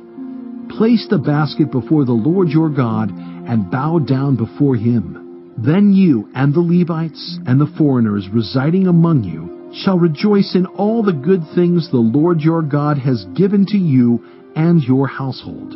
When you have finished setting aside 1/10 of all your produce in the 3rd year, the year of the tithe, you shall give it to the Levite, the foreigner, the fatherless, and the widow, so that they may eat in your towns and be satisfied. Then say to the Lord your God, I have removed from my house the sacred portion, and have given it to the Levite, the foreigner, the fatherless, and the widow, according to all you commanded. I have not turned aside from your commands, nor have I forgotten any of them. I have not eaten any of the sacred portion while I was in mourning, nor have I removed any of it while I was unclean, nor have I offered any of it to the dead. I have obeyed the Lord my God. I have done everything you commanded me. Look down from heaven, your holy dwelling place, and bless your people Israel, and the land you have given us, as you promised on oath to our ancestors, a land flowing with milk and honey. The Lord your God commands you this day to follow these decrees and laws. Carefully observe them with all your heart and with all your soul. You have declared this day that the Lord is your God, and that you will walk in obedience to Him, that you will keep His decrees, commands, and laws, that you will listen to Him. And the Lord has declared this day that you are His people, His treasured possession as He promised, and that you are to keep all His commands. He has declared that He will set you in praise, fame, and honor high above all the nations He has made, and that you will be a people holy to the Lord your God, as He promised. Chapter 27. Moses and the elders of Israel commanded the people, Keep all these commands that I give you today. When you have crossed the Jordan into the land the Lord your God is giving you, set up some large stones and coat them with plaster. Write on them all the words of this law when you have crossed over to enter the land the Lord your God is giving you, a land flowing with milk and honey, just as the Lord, the God of your ancestors, promised you. And when you have crossed the Jordan, set up these stones on Mount Ebal, as I command you today, and coat them with plaster. Build there an altar to the Lord your God, an altar of stones. Do not use any iron tool on them. Build the altar of the Lord your God with field stones, and offer burnt offerings on it to the Lord your God. Sacrifice fellowship offerings there, eating them and rejoicing in the presence of the Lord your God. And you shall write very clearly all the words of this law on these stones you have set up. Then Moses and the Levitical priests said to all Israel, Be silent, Israel, and listen. You have now become the people of the Lord your God. Obey the Lord your God and follow His commands and decrees that I give you today. On the same day Moses commanded the people, When you have crossed the Jordan, these tribes shall stand on Mount Gerizim to bless the people: Simeon, Levi, Judah, Issachar, Joseph, and Benjamin. And these tribes shall stand on Mount Ebal to pronounce curses: Reuben, Gad, Asher, Zebulun, Dan, and Naphtali. The Levites shall recite to all the people of Israel in a loud voice, Cursed is anyone who makes an idol, a thing detestable to the Lord, the work of skilled hands, and sets it up in secret. Then all the people shall say, Amen. Cursed is anyone who dishonors their father or mother. Then all the people shall say, Amen. Cursed is anyone who moves their neighbor's boundary stone. Then all the people shall say, Amen. Cursed is anyone who leads the blind astray on the road. Then all the people shall say, Amen. Cursed is anyone who withholds justice from the foreigner, the fatherless, or the widow. Then all the people shall say, Amen. Cursed is anyone who sleeps with his father's wife, for he dishonors his father's bed. Then all the people shall say, Amen. Cursed is anyone who has sexual relations with any animal. Then all the people shall say, Amen. Cursed is anyone who sleeps with his sister, the daughter of his father, or the daughter of his mother. Then all the people shall say, Amen. Cursed is anyone who sleeps with his mother-in-law. Then all the people shall say, Amen. Cursed is anyone who kills their neighbor secretly. Then all the people shall say, Amen! Cursed is anyone who accepts a bribe to kill an innocent person. Then all the people shall say, Amen. Cursed is anyone who does not uphold the words of this law by carrying them out.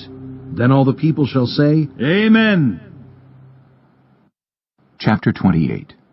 If you fully obey the Lord your God, and carefully follow all his commands I give you today, the Lord your God will set you high above all the nations on earth.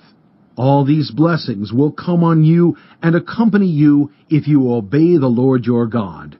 You will be blessed in the city and blessed in the country.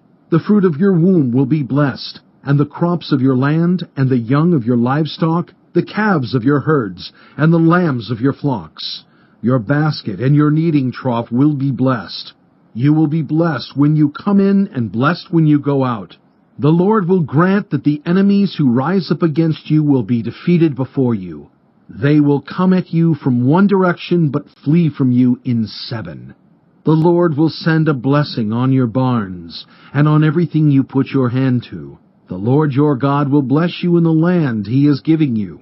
The Lord will establish you as his holy people, as he promised you on oath, if you keep the commands of the Lord your God and walk in obedience to him. Then all the peoples on earth will see that you are called by the name of the Lord, and they will fear you. The Lord will grant you abundant prosperity in the fruit of your womb, the young of your livestock, and the crops of your ground, in the land he swore to your ancestors to give you. The Lord will open the heavens, the storehouse of his bounty, to send rain on your land in season, and to bless all the work of your hands. You will lend to many nations, but will borrow from none. The Lord will make you the head, not the tail, if you pay attention to the commands of the Lord your God that I give you this day, and carefully follow them. You will always be at the top, never at the bottom. Do not turn aside from any of the commands I give you today, to the right or to the left, following other gods and serving them. However, if you do not obey the Lord your God and do not carefully follow all his commands and decrees I am giving you today, all these curses will come on you and overtake you. You will be cursed in the city and cursed in the country. Your basket and your kneading trough will be cursed. The fruit of your womb will be cursed, and the crops of your land, and the calves of your herds, and the lambs of your flocks. You will be cursed when you come in, and cursed when you go out. The Lord will send on you curses, confusion, and rebuke in everything you put your hand to, until you are destroyed and come to sudden ruin because of the evil you have done in forsaking him. The Lord will plague you with diseases, until he has destroyed you from the land you are entering to possess. The Lord will strike you with wasting disease, with fever and inflammation, with scorching heat and drought, with blight and mildew, which will plague you until you perish. The sky over your head will be bronze, the ground beneath you iron. The Lord will turn the rain of your country into dust and powder. It will come down from the skies until you are destroyed. The Lord will cause you to be defeated before your enemies. You will come at them from one direction, but flee from them in 7, and you will become a thing of horror to all the kingdoms on earth. Your carcasses will be food for all the birds and the wild animals, and there will be no one to frighten them away.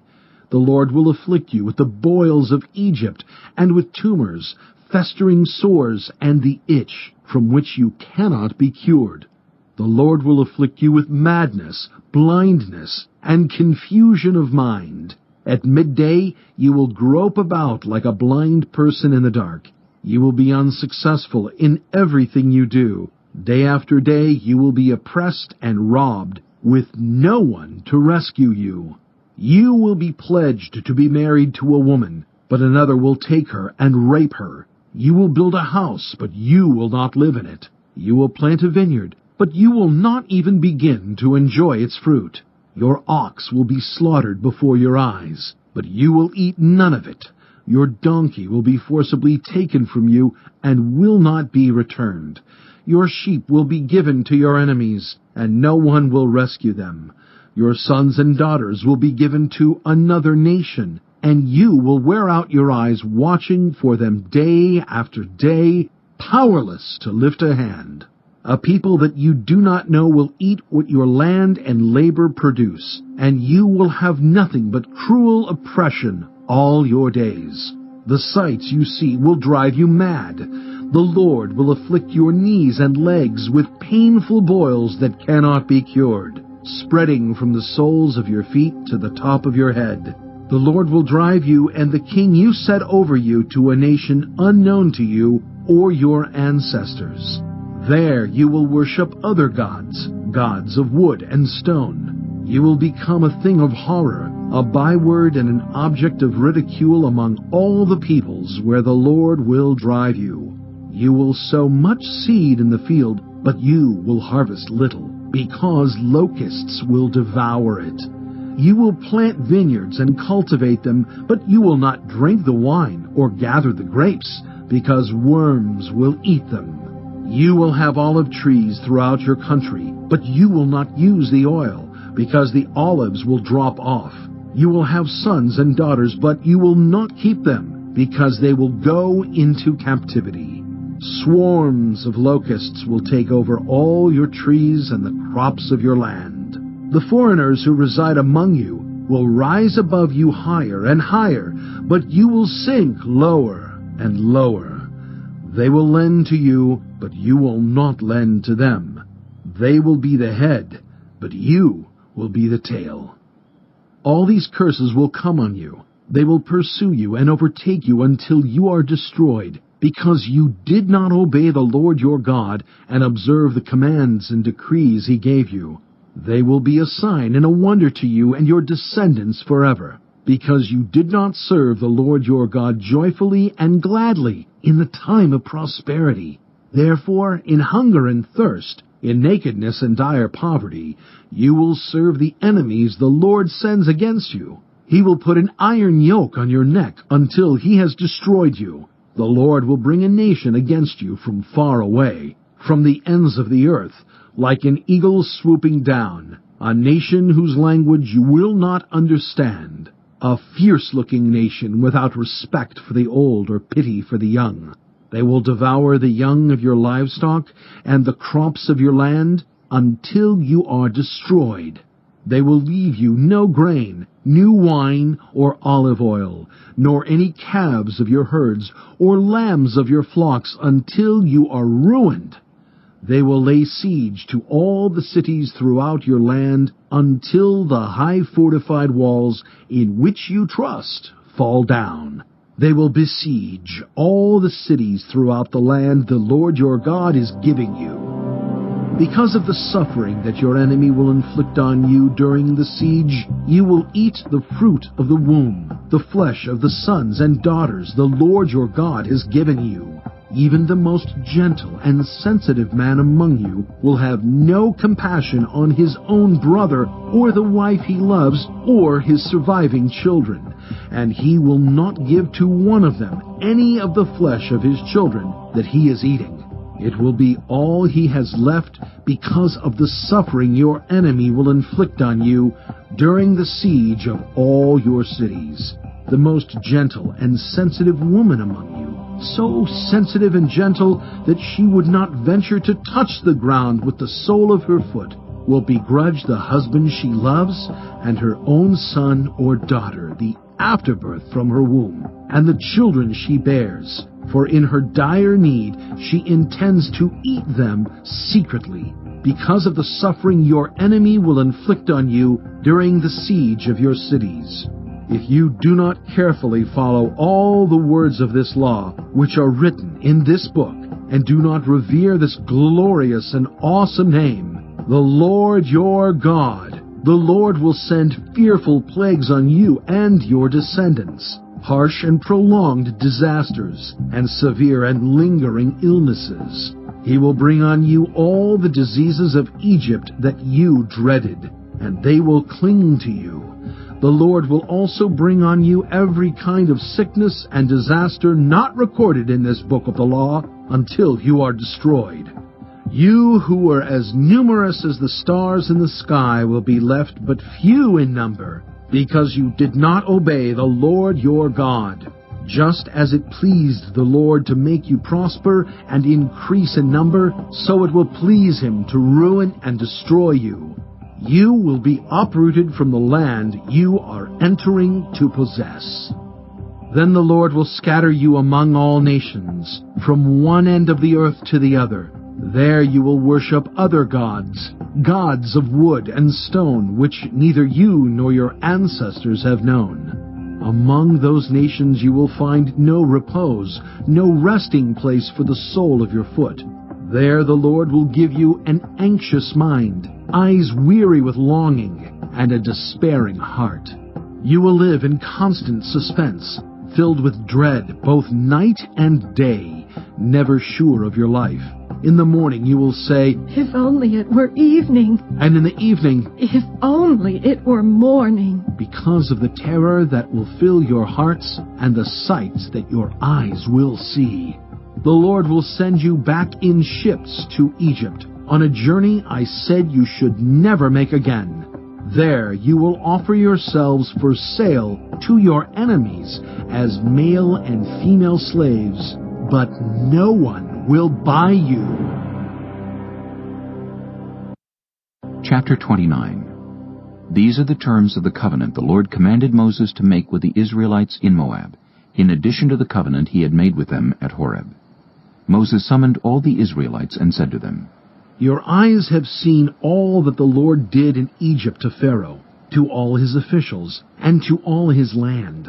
With your own eyes you saw those great trials, those signs and great wonders. But to this day the Lord has not given you a mind that understands, or eyes that see, or ears that hear. Yet the Lord says, During the 40 years that I led you through the wilderness, your clothes did not wear out, nor did the sandals on your feet. You ate no bread and drank no wine or other fermented drink.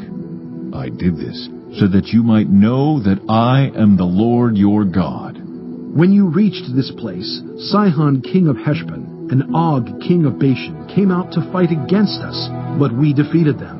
We took their land and gave it as an inheritance to the Reubenites, the Gadites, and the half-tribe of Manasseh. Carefully follow the terms of this covenant, so that you may prosper in everything you do. All of you are standing today in the presence of the Lord your God, your leaders and chief men, your elders and officials, and all the other men of Israel, together with your children and your wives, and the foreigners living in your camps, who chop your wood and carry your water. You are standing here in order to enter into a covenant with the Lord your God, a covenant the Lord is making with you this day and sealing with an oath, to confirm you this day as his people, that he may be your God, as he promised you, and as he swore to your fathers, Abraham, Isaac, and Jacob. I am making this covenant with its oath, not only with you, who are standing here with us today in the presence of the Lord our God, but also with those who are not here today. You yourselves know how we lived in Egypt, and how we passed through the countries on the way here. You saw among them their detestable images, and idols of wood and stone, of silver and gold. Make sure there is no man or woman, clan or tribe among you today whose heart turns away from the Lord our God to go and worship the gods of those nations. Make sure there is no root among you that produces such bitter poison. When such a person hears the words of this oath, and they invoke a blessing on themselves, thinking, I will be safe, even though I persist in going my own way, they will bring disaster on the watered land as well as the dry. The Lord will never be willing to forgive them. His wrath and zeal will burn against them. All the curses written in this book will fall on them, and the Lord will blot out their names from under heaven. The Lord will single them out from all the tribes of Israel for disaster. according to all the curses of the covenant written in this book of the law. Your children, who follow you in later generations, and foreigners who come from distant lands, will see the calamities that have fallen on the land and the diseases with which the Lord has afflicted it. The whole land will be a burning waste of salt and sulfur, nothing planted, nothing sprouting, no vegetation growing on it. It will be like the destruction of Sodom and Gomorrah, Admah and Zeboim, which the Lord overthrew in fierce anger. All the nations will ask, Why has the Lord done this to this land? Why this fierce burning anger?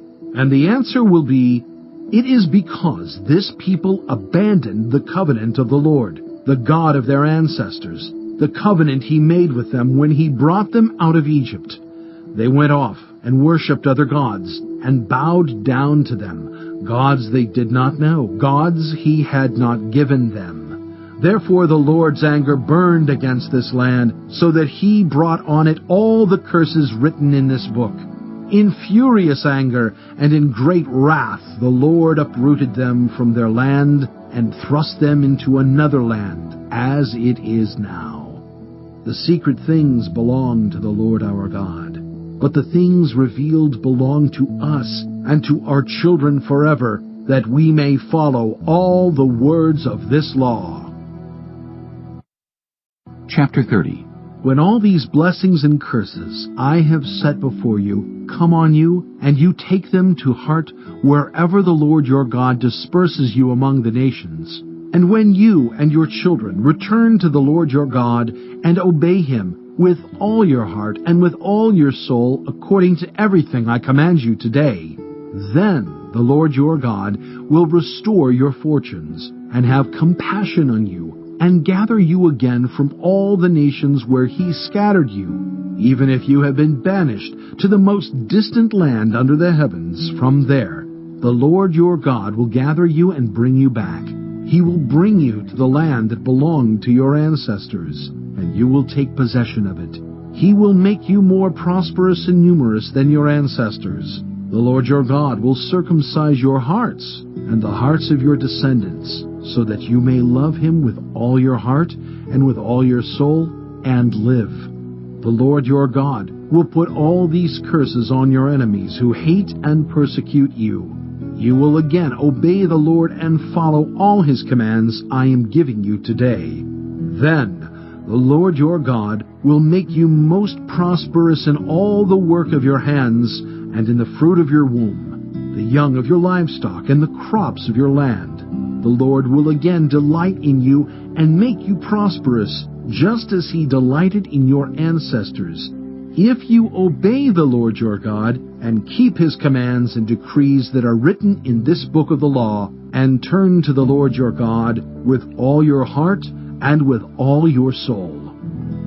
Now, what I am commanding you today is not too difficult for you or beyond your reach. It is not up in heaven, so that you have to ask, Who will ascend into heaven to get it, and proclaim it to us so we may obey it? Nor is it beyond the sea, so that you have to ask, Who will cross the sea to get it, and proclaim it to us so we may obey it? No, the word is very near you. It is in your mouth and in your heart, so you may obey it. See, I set before you today life and prosperity, death and destruction. For I command you today to love the Lord your God, to walk in obedience to him, and to keep his commands, decrees, and laws. Then you will live and increase, and the Lord your God will bless you in the land you are entering to possess. But if your heart turns away and you are not obedient, and if you are drawn away to bow down to other gods and worship them, I declare to you this day that you will certainly be destroyed. You will not live long in the land you are crossing the Jordan to enter and possess.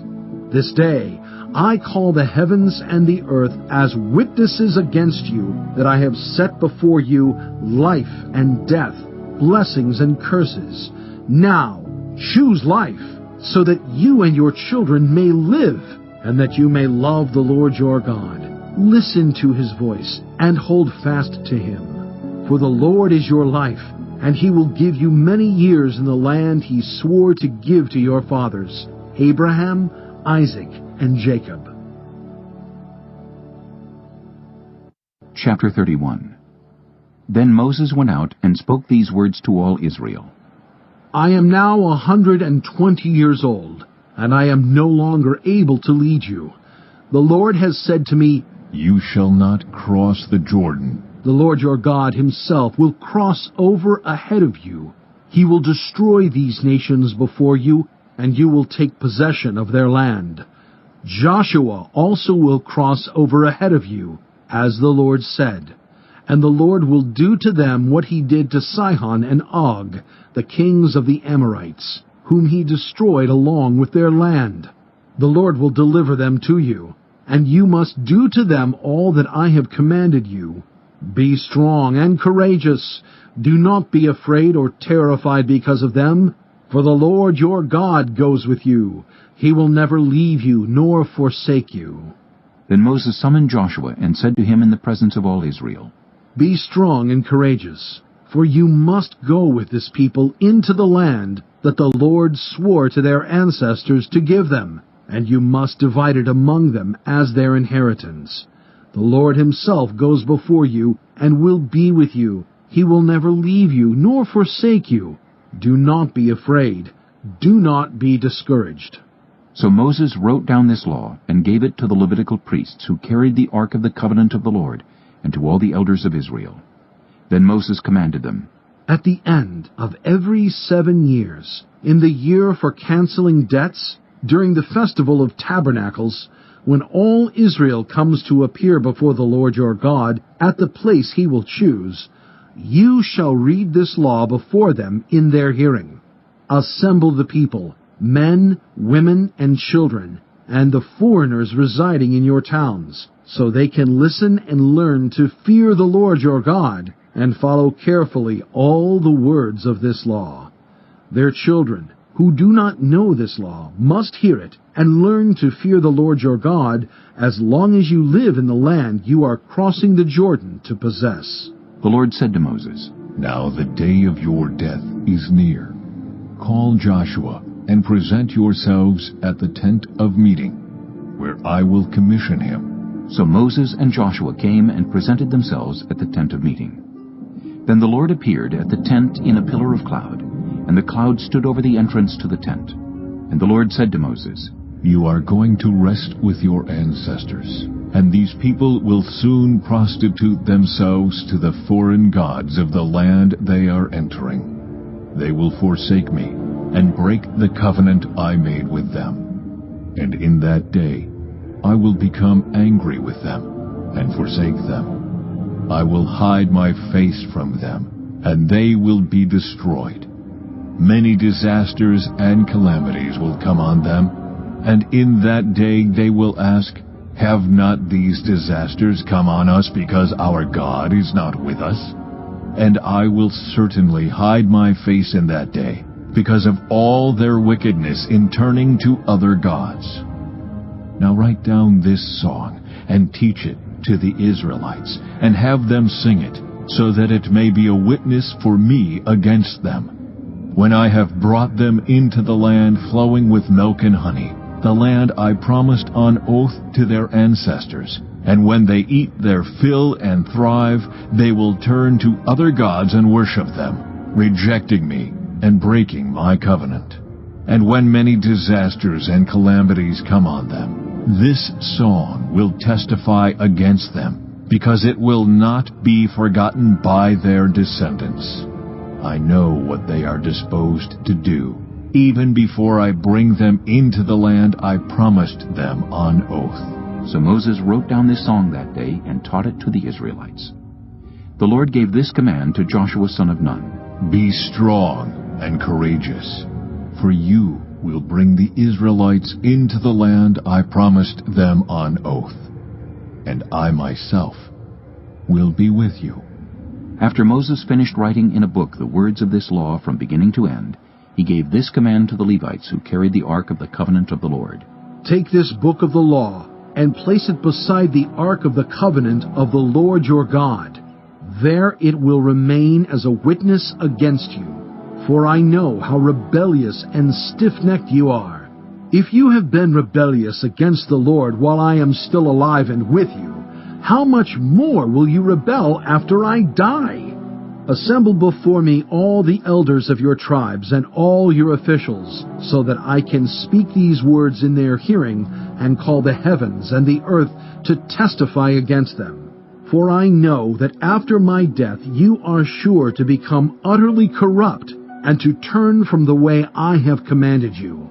In days to come, disaster will fall on you because you will do evil in the sight of the Lord and arouse his anger by what your hands have made.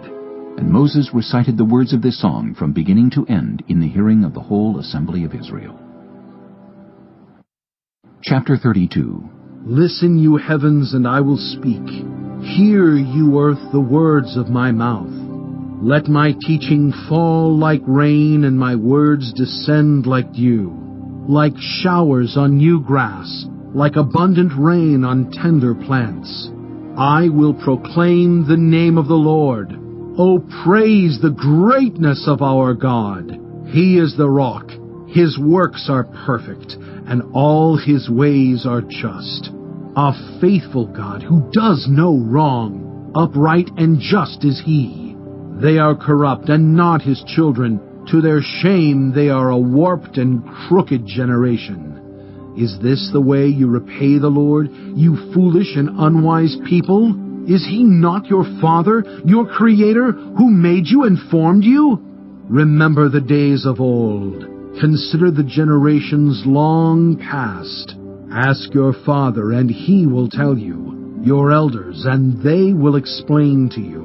When the Most High gave the nations their inheritance, when he divided all mankind, he set up boundaries for the peoples, according to the number of the sons of Israel. For the Lord's portion is his people, Jacob his allotted inheritance. In a desert land he found him, in a barren and howling waste. He shielded him and cared for him. He guarded him as the apple of his eye, like an eagle that stirs up its nest and hovers over its young, that spreads its wings to catch them and carries them aloft. The Lord alone led him. No foreign god was with him. He made him ride on the heights of the land, and fed him with the fruit of the fields. He nourished him with honey from the rock, and with oil from the flinty crag, with curds and milk from herd and flock, and with fattened lambs and goats, with choice rams of Bashan and the finest kernels of wheat. You drank the foaming blood of the grape. Jeshurun grew fat and kicked. Filled with food, they became heavy and sleek. They abandoned the God who made them, and rejected the rock, their Savior. They made him jealous with their foreign gods and angered him with their detestable idols. They sacrificed to false gods, which are not God, gods they had not known, gods that recently appeared, gods your ancestors did not fear. You deserted the rock who fathered you. You forgot the God who gave you birth.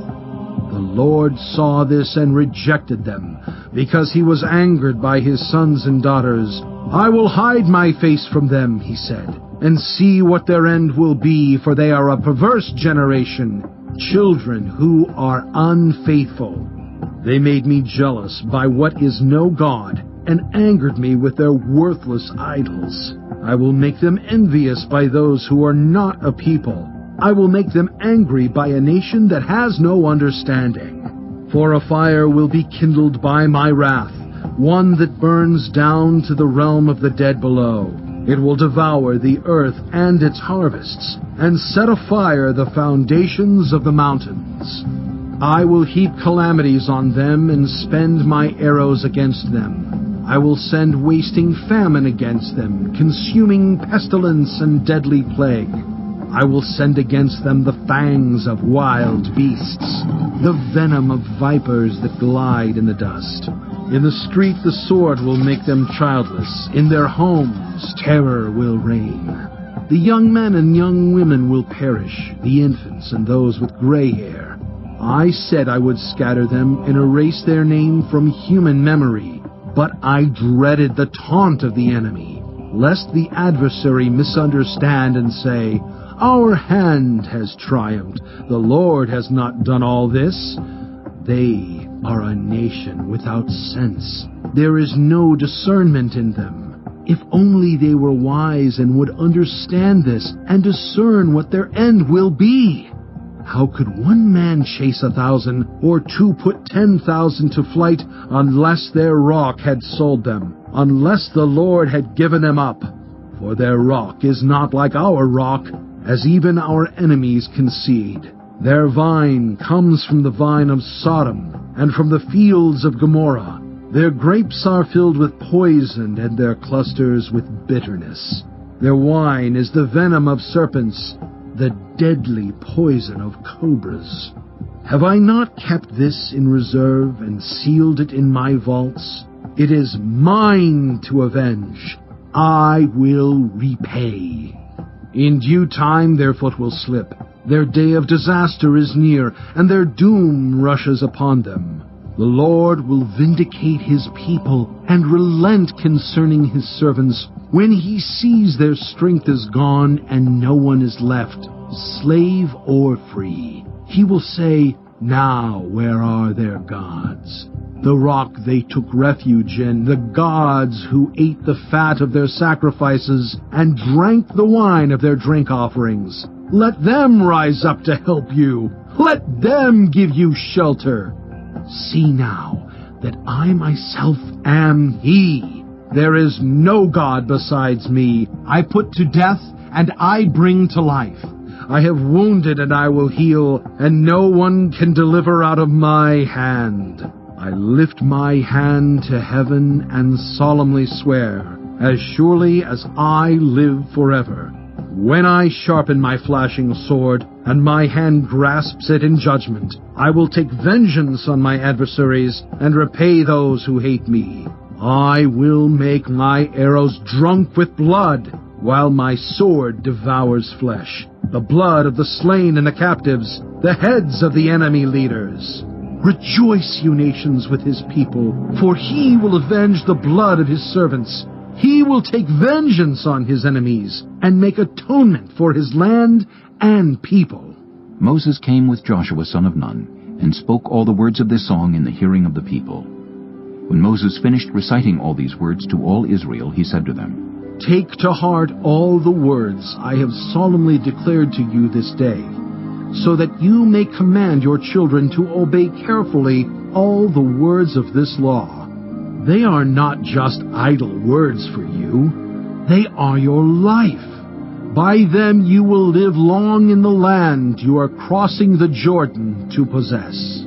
On that same day the Lord told Moses, "Go up into the Abarim range to Mount Nebo in Moab, across from Jericho, and view Canaan, the land I am giving the Israelites as their own possession. There on the mountain that you have climbed, you will die and be gathered to your people, just as your brother Aaron died on Mount Hor and was gathered to his people. This is because both of you broke faith with me in the presence of the Israelites at the waters of Meribah Kadesh in the desert of Zin, and because you did not uphold my holiness among the Israelites. Therefore you will see the land only from a distance. You will not enter the land I am giving to the people of Israel." Chapter 33. This is the blessing that Moses, the man of God, pronounced on the Israelites before his death. He said, "The Lord came from Sinai and dawned over them from Seir. He shone forth from Mount Paran. He came with myriads of holy ones from the south, from his mountain slopes. Surely it is you who love the people. All the holy ones are in your hand. At your feet they all bow down, and from you receive instruction, the law that Moses gave us, the possession of the assembly of Jacob. He was king over Jeshurun when the leaders of the people assembled, along with the tribes of Israel. Let Reuben live and not die, nor his people be few." And this he said about Judah, "Hear, Lord, the cry of Judah. Bring him to his people. With his own hands he defends his cause. Oh, be his help against his foes. About Levi he said, Your Thummim and Urim belong to your faithful servant. You tested him at Massah. You contended with him at the waters of Meribah. He said of his father and mother, I have no regard for them. He did not recognize his brothers or acknowledge his own children, but he watched over your word and guarded your covenant.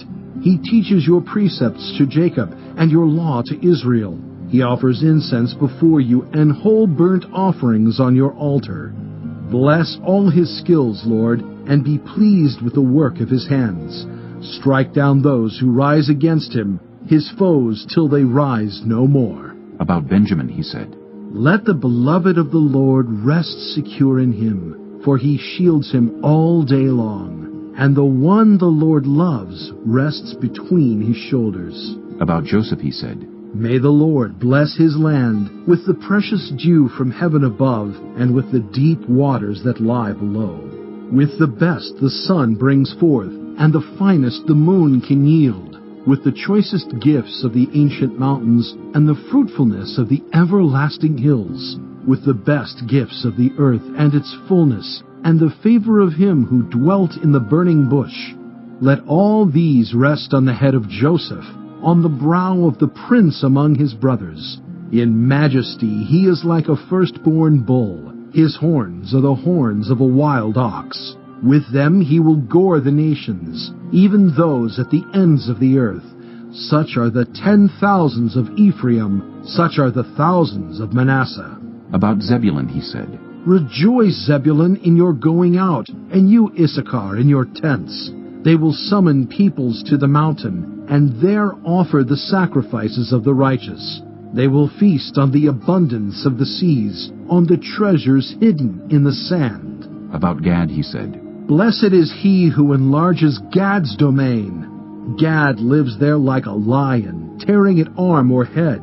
He chose the best land for himself. The leader's portion was kept for him. When the heads of the people assembled, he carried out the Lord's righteous will, and his judgments concerning Israel. About Dan he said, Dan is a lion's cub, springing out of Bashan. About Naphtali he said, Naphtali is abounding with the favor of the Lord, and is full of his blessing. He will inherit southward to the lake. About Asher he said, Most blessed of sons is Asher. Let him be favored by his brothers, and let him bathe his feet in oil.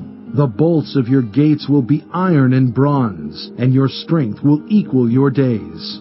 There is no one like the God of Jeshurun, who rides across the heavens to help you, and on the clouds in his majesty.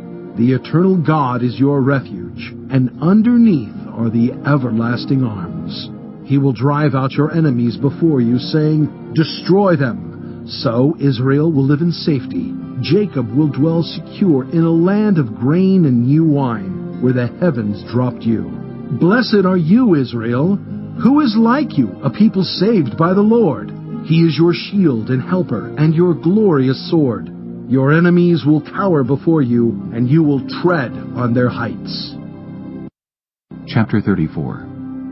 Then Moses climbed Mount Nebo from the plains of Moab to the top of Pisgah, across from Jericho. There the Lord showed him the whole land, from Gilead to Dan, all of Naphtali, the territory of Ephraim and Manasseh, all the land of Judah as far as the Mediterranean Sea, the Negev, and the whole region from the valley of Jericho, the city of palms, as far as Zoar. Then the Lord said to him, This is the land I promised on oath to Abraham, Isaac, and Jacob, when I said, I will give it to your descendants. I have let you see it with your eyes, but you will not cross over into it. And Moses, the servant of the Lord, died there in Moab, as the Lord had said. He buried him in Moab, in the valley opposite Beth Peor. But to this day no one knows where his grave is. Moses was 120 years old when he died, yet his eyes were not weak, nor his strength gone. The Israelites grieved for Moses in the plains of Moab 30 days, until the time of weeping and mourning was over. Now Joshua son of Nun was filled with the spirit of wisdom, because Moses had laid his hands on him. So the Israelites listened to him, and did what the Lord had commanded Moses. Since then, no prophet has risen in Israel like Moses, whom the Lord knew face to face, who did all those signs and wonders the Lord sent him to do in Egypt, to Pharaoh and to all his officials and to his whole land. For no one has ever shown the mighty power or performed the awesome deeds that Moses did in the sight of all Israel.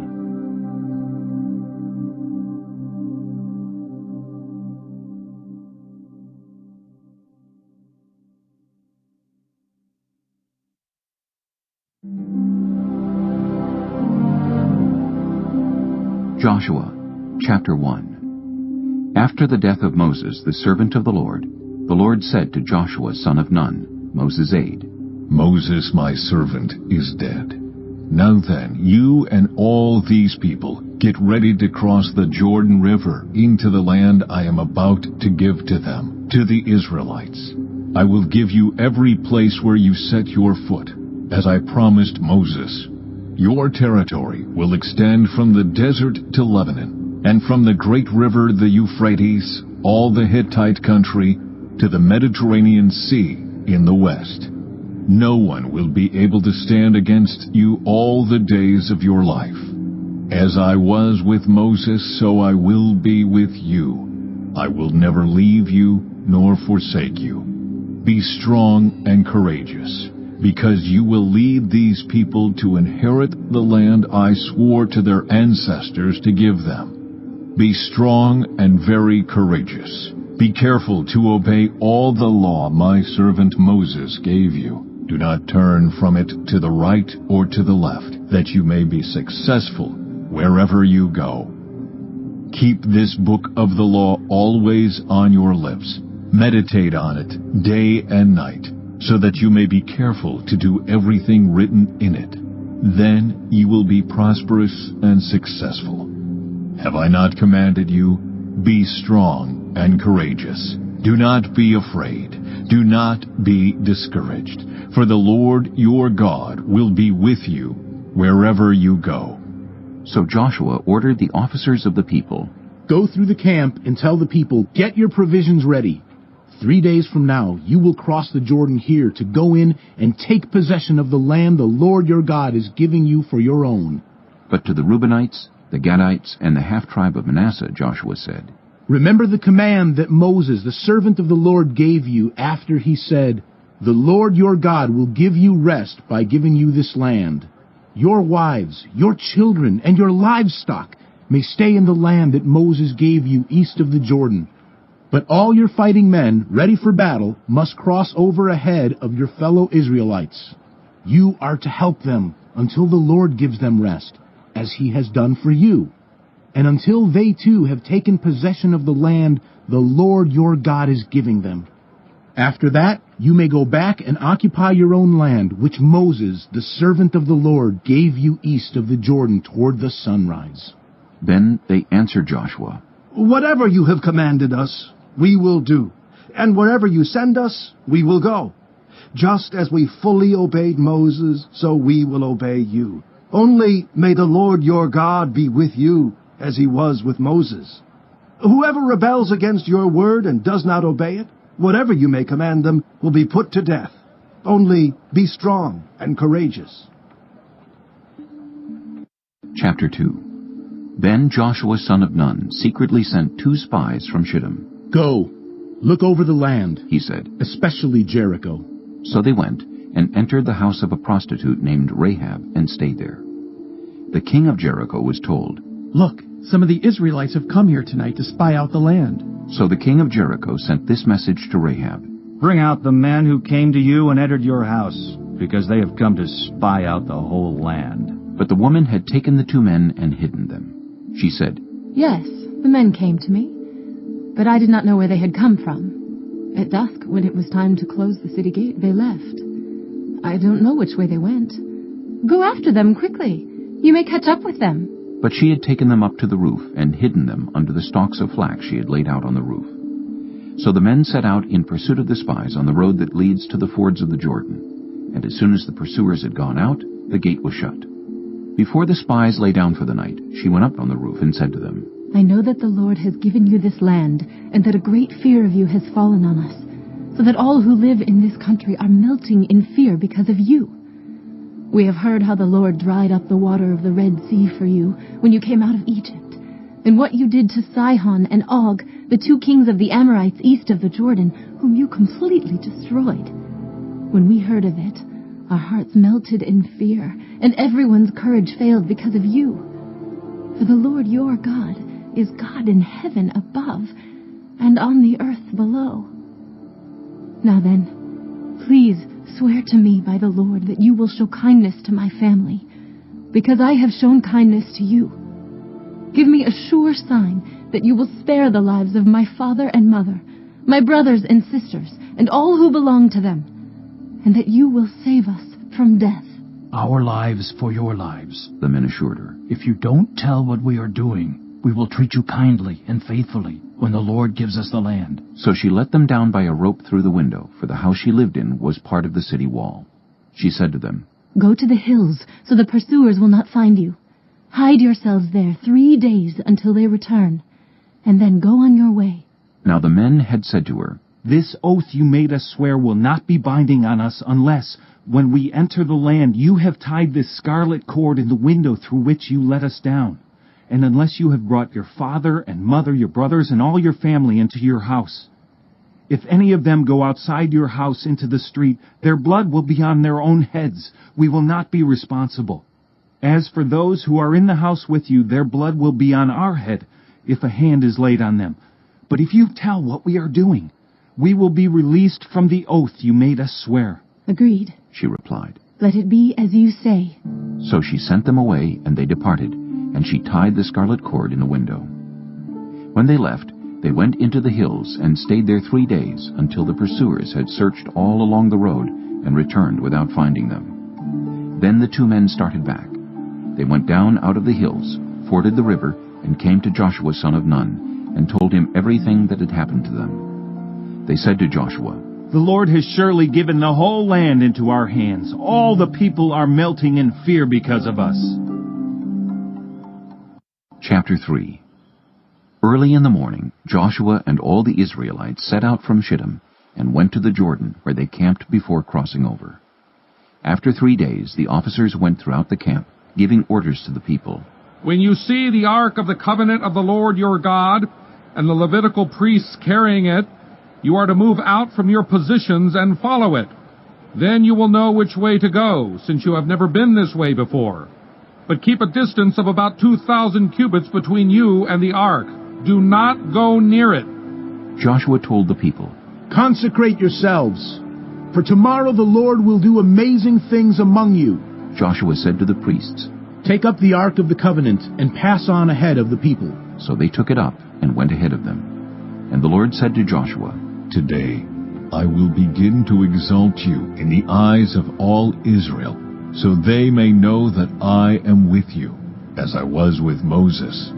Tell the priests who carry the ark of the covenant, when you reach the edge of the Jordan's waters, go and stand in the river. Joshua said to the Israelites, Come here and listen to the words of the Lord your God. This is how you will know that the living God is among you, and that he will certainly drive out before you the Canaanites, Hittites, Hivites, Perizzites, Girgashites, Amorites, and Jebusites. See, the ark of the covenant of the Lord of all the earth will go into the Jordan ahead of you. Now then, choose 12 men from the tribes of Israel, 1 from each tribe, and as soon as the priests who carry the ark of the Lord of all the earth, set foot in the Jordan, its waters flowing downstream will be cut off and stand up in a heap. So when the people broke camp to cross the Jordan, the priests carrying the ark of the covenant went ahead of them. Now the Jordan is at flood stage all during harvest. Yet as soon as the priests who carried the ark reached the Jordan and their feet touched the water's edge, the water from upstream stopped flowing. It piled up in a heap a great distance away at a town called Adam in the vicinity of Zarethan, while the water flowing down to the Sea of the Arabah, that is, the Dead Sea, was completely cut off. So the people crossed over opposite Jericho. The priests who carried the ark of the covenant of the Lord stopped in the middle of the Jordan and stood on dry ground, while all Israel passed by until the whole nation had completed the crossing on dry ground. Chapter 4. When the whole nation had finished crossing the Jordan, the Lord said to Joshua, "Choose 12 men from among the people, one from each tribe, and tell them to take up 12 stones from the middle of the Jordan, from right where the priests are standing, and carry them over with you, and put them down at the place where you stay tonight." So Joshua called together the 12 men he had appointed from the Israelites, one from each tribe, and said to them, "Go over before the ark of the Lord your God into the middle of the Jordan. Each of you is to take up a stone on his shoulder according to the number of the tribes of the Israelites, to serve as a sign among you. In the future, when your children ask you, 'What do these stones mean?' tell them that the flow of the Jordan was cut off before the ark of the covenant of the Lord. When it crossed the Jordan, the waters of the Jordan were cut off. These stones are to be a memorial to the people of Israel forever." So the Israelites did as Joshua commanded them. They took 12 stones from the middle of the Jordan, according to the number of the tribes of the Israelites, as the Lord had told Joshua, and they carried them over with them to their camp, where they put them down.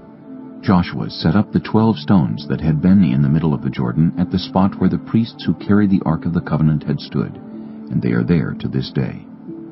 Now the priests who carried the ark remained standing in the middle of the Jordan until everything the Lord had commanded Joshua was done by the people, just as Moses had directed Joshua. The people hurried over, and as soon as all of them had crossed, the ark of the Lord and the priests came to the other side while the people watched. The men of Reuben, Gad, and the half-tribe of Manasseh crossed over ready for battle in front of the Israelites, as Moses had directed them. About 40,000 armed for battle crossed over before the Lord to the plains of Jericho for war. That day the Lord exalted Joshua in the sight of all Israel, and they stood in awe of him all the days of his life, just as they had stood in awe of Moses. Then the Lord said to Joshua, "Command the priests carrying the Ark of the Covenant law to come up out of the Jordan." So Joshua commanded the priests, "Come up out of the Jordan." And the priests came up out of the river carrying the Ark of the Covenant of the Lord. No sooner had they set their feet on the dry ground than the waters of the Jordan returned to their place and ran at flood stage as before. On the 10th day of the first month, the people went up from the Jordan and camped at Gilgal on the eastern border of Jericho. And Joshua set up at Gilgal the 12 stones they had taken out of the Jordan. He said to the Israelites, "In the future, when your descendants ask their parents, 'What do these stones mean?' tell them, 'Israel crossed the Jordan on dry ground. For the Lord your God dried up the Jordan before you until you had crossed over. The Lord your God did to the Jordan what he had done to the Red Sea when he dried it up before us until we had crossed over. He did this so that all the peoples of the earth might know that the hand of the Lord is powerful, and so that you might always fear the Lord your God." Chapter 5. Now when all the Amorite kings west of the Jordan, and all the Canaanite kings along the coast, heard how the Lord had dried up the Jordan before the Israelites until they had crossed over, their hearts melted in fear, and they no longer had the courage to face the Israelites. At that time the Lord said to Joshua, "Make flint knives and circumcise the Israelites again." So Joshua made flint knives and circumcised the Israelites at Gibeath-Haaraloth. Now this is why he did so. All those who came out of Egypt, all the men of military age, died in the wilderness on the way after leaving Egypt. All the people that came out had been circumcised, but all the people born in the wilderness during the journey from Egypt had not. The Israelites had moved about in the wilderness 40 years, until all the men who were of military age when they left Egypt had died, since they had not obeyed the Lord. For the Lord had sworn to them that they would not see the land he had solemnly promised their ancestors to give us, a land flowing with milk and honey. So he raised up their sons in their place, and these were the ones Joshua circumcised. They were still uncircumcised, because they had not been circumcised on the way. And after the whole nation had been circumcised, they remained where they were in camp until they were healed. Then the Lord said to Joshua, "Today I have rolled away the reproach of Egypt from you." So the place has been called Gilgal to this day. On the evening of the 14th day of the month, while camped at Gilgal on the plains of Jericho, the Israelites celebrated the Passover. The day after the Passover, that very day, they ate some of the produce of the land, unleavened bread and roasted grain. The manna stopped the day after they ate this food from the land. There was no longer any manna for the Israelites, but that year they ate the produce of Canaan. Now when Joshua was near Jericho, he looked up and saw a man standing in front of him with a drawn sword in his hand. Joshua went up to him and asked, "Are you for us or for our enemies?" "Neither," he replied. "but as commander of the army of the Lord, I have now come." Then Joshua fell face down to the ground in reverence and asked him, "What message does my Lord have for his servant?" The commander of the Lord's army replied, "Take off your sandals, for the place where you are standing is holy." And Joshua did so. Chapter 6. Now the gates of Jericho were securely barred because of the Israelites. No one went out, and no one came in. Then the Lord said to Joshua, "See, I have delivered Jericho into your hands, along with its king and its fighting men. March around the city once with all the armed men. Do this for 6 days. Have 7 priests carry trumpets of ram's horns in front of the ark. On the 7th day, march around the city 7 times, with the priests blowing the trumpets. When you hear them sound a long blast on the trumpets, have the whole army give a loud shout. Then the wall of the city will collapse, and the army will go up, everyone straight in." So Joshua son of Nun called the priests and said to them, "Take up the ark of the covenant of the Lord and have 7 priests carry trumpets in front of it." And he ordered the army, "Advance! March around the city with an armed guard going ahead of the ark of the Lord." When Joshua had spoken to the people, the 7 priests carrying the 7 trumpets before the Lord went forward, blowing their trumpets, and the ark of the Lord's covenant followed them. The armed guard marched ahead of the priests who blew the trumpets, and the rear guard followed the ark. All this time the trumpets were sounding. But Joshua had commanded the army, "Do not give a war cry, do not raise your voices, do not say a word until the day I tell you to shout. Then shout!"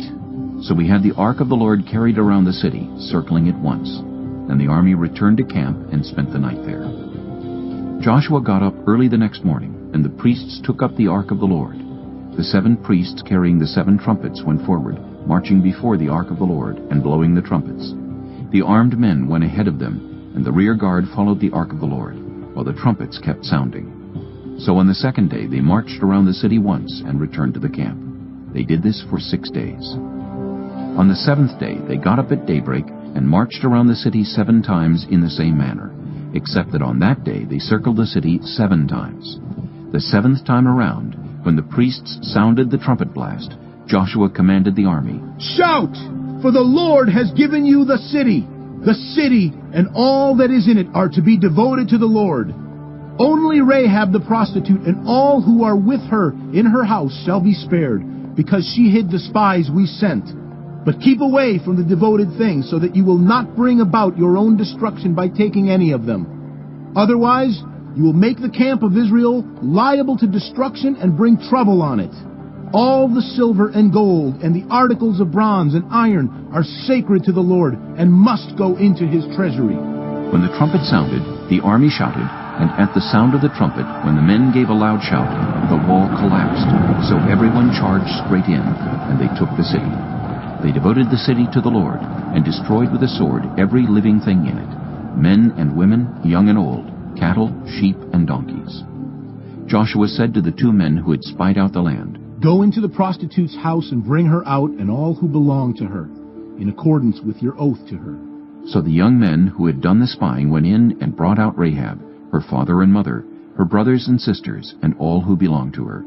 They brought out her entire family and put them in a place outside the camp of Israel. Then they burned the whole city and everything in it, but they put the silver and gold and the articles of bronze and iron into the treasury of the Lord's house. But Joshua spared Rahab the prostitute, with her family and all who belonged to her, because she hid the men Joshua had sent as spies to Jericho, and she lives among the Israelites to this day. At that time Joshua pronounced this solemn oath, "Cursed before the Lord is the one who undertakes to rebuild this city Jericho. At the cost of his firstborn son he will lay its foundations. At the cost of his youngest he will set up its gates." So the Lord was with Joshua, and his fame spread throughout the land. Chapter 7. But the Israelites were unfaithful in regard to the devoted things. Achan, son of Carmi, the son of Zimri, the son of Zerah, of the tribe of Judah, took some of them. So the Lord's anger burned against Israel. Now Joshua sent men from Jericho to Ai, which is near Beth-aven, to the east of Bethel, and told them, "Go up and spy out the region." So the men went up and spied out Ai. When they returned to Joshua, they said, "Not all the army will have to go up against Ai. Send 2,000 or 3,000 men to take it, and do not weary the whole army, for only a few people live there." So about 3,000 went up, but they were routed by the men of Ai, who killed about 36 of them. They chased the Israelites from the city gate as far as the stone quarries, and struck them down on the slopes. At this the hearts of the people melted in fear and became like water. Then Joshua tore his clothes and fell face down to the ground before the ark of the Lord, remaining there till evening. The elders of Israel did the same, and sprinkled dust on their heads. And Joshua said, "Alas, sovereign Lord, why did you ever bring this people across the Jordan to deliver us into the hands of the Amorites to destroy us? If only we had been content to stay on the other side of the Jordan. Pardon your servant, Lord. What can I say, now that Israel has been routed by its enemies? The Canaanites and the other people of the country will hear about this, and they will surround us and wipe out our name from the earth. What then will you do for your own great name?" The Lord said to Joshua, "Stand up. What are you doing down on your face? Israel has sinned. They have violated my covenant, which I commanded them to keep. They have taken some of the devoted things. They have stolen. They have lied. They have put them with their own possessions. That is why the Israelites cannot stand against their enemies. They turn their backs and run because they have been made liable to destruction. I will not be with you anymore, unless you destroy whatever among you is devoted to destruction. Go, consecrate the people. Tell them, consecrate yourselves in preparation for tomorrow. For this is what the Lord, the God of Israel, says. There are devoted things among you, Israel. You cannot stand against your enemies until you remove them. In the morning, present yourselves tribe by tribe. The tribe the Lord chooses shall come forward, clan by clan. The clan the Lord chooses shall come forward, family by family. And the family the Lord chooses shall come forward, man by man. Whoever is caught with the devoted things shall be destroyed by fire, along with all that belongs to him. He has violated the covenant of the Lord and has done an outrageous thing in Israel." Early the next morning, Joshua had Israel come forward by tribes, and Judah was chosen. The clans of Judah came forward, and the Zerahites were chosen. He had the clan of the Zerahites come forward by families, and Zimri was chosen. Joshua had his family come forward man by man, and Achan, son of Carmi, the son of Zimri, the son of Zerah, of the tribe of Judah, was chosen. Then Joshua said to Achan, "My son, give glory to the Lord, the God of Israel, and honor him. Tell me what you have done. Do not hide it from me." Achan replied, "It is true. I have sinned against the Lord, the God of Israel. This is what I have done. When I saw in the plunder a beautiful robe from Babylonia, 200 shekels of silver and a bar of gold weighing 50 shekels, I coveted them and took them. They are hidden in the ground inside my tent with the silver underneath." So Joshua sent messengers, and they ran to the tent, and there it was, hidden in his tent, with the silver underneath. They took the things from the tent, brought them to Joshua and all the Israelites, and spread them out before the Lord. Then Joshua, together with all Israel, took Achan son of Zerah, the silver, the robe, the gold bar, his sons and daughters, his cattle, donkeys, and sheep, his tent, and all that he had to the valley of Achor. Joshua said, "Why have you brought this trouble on us?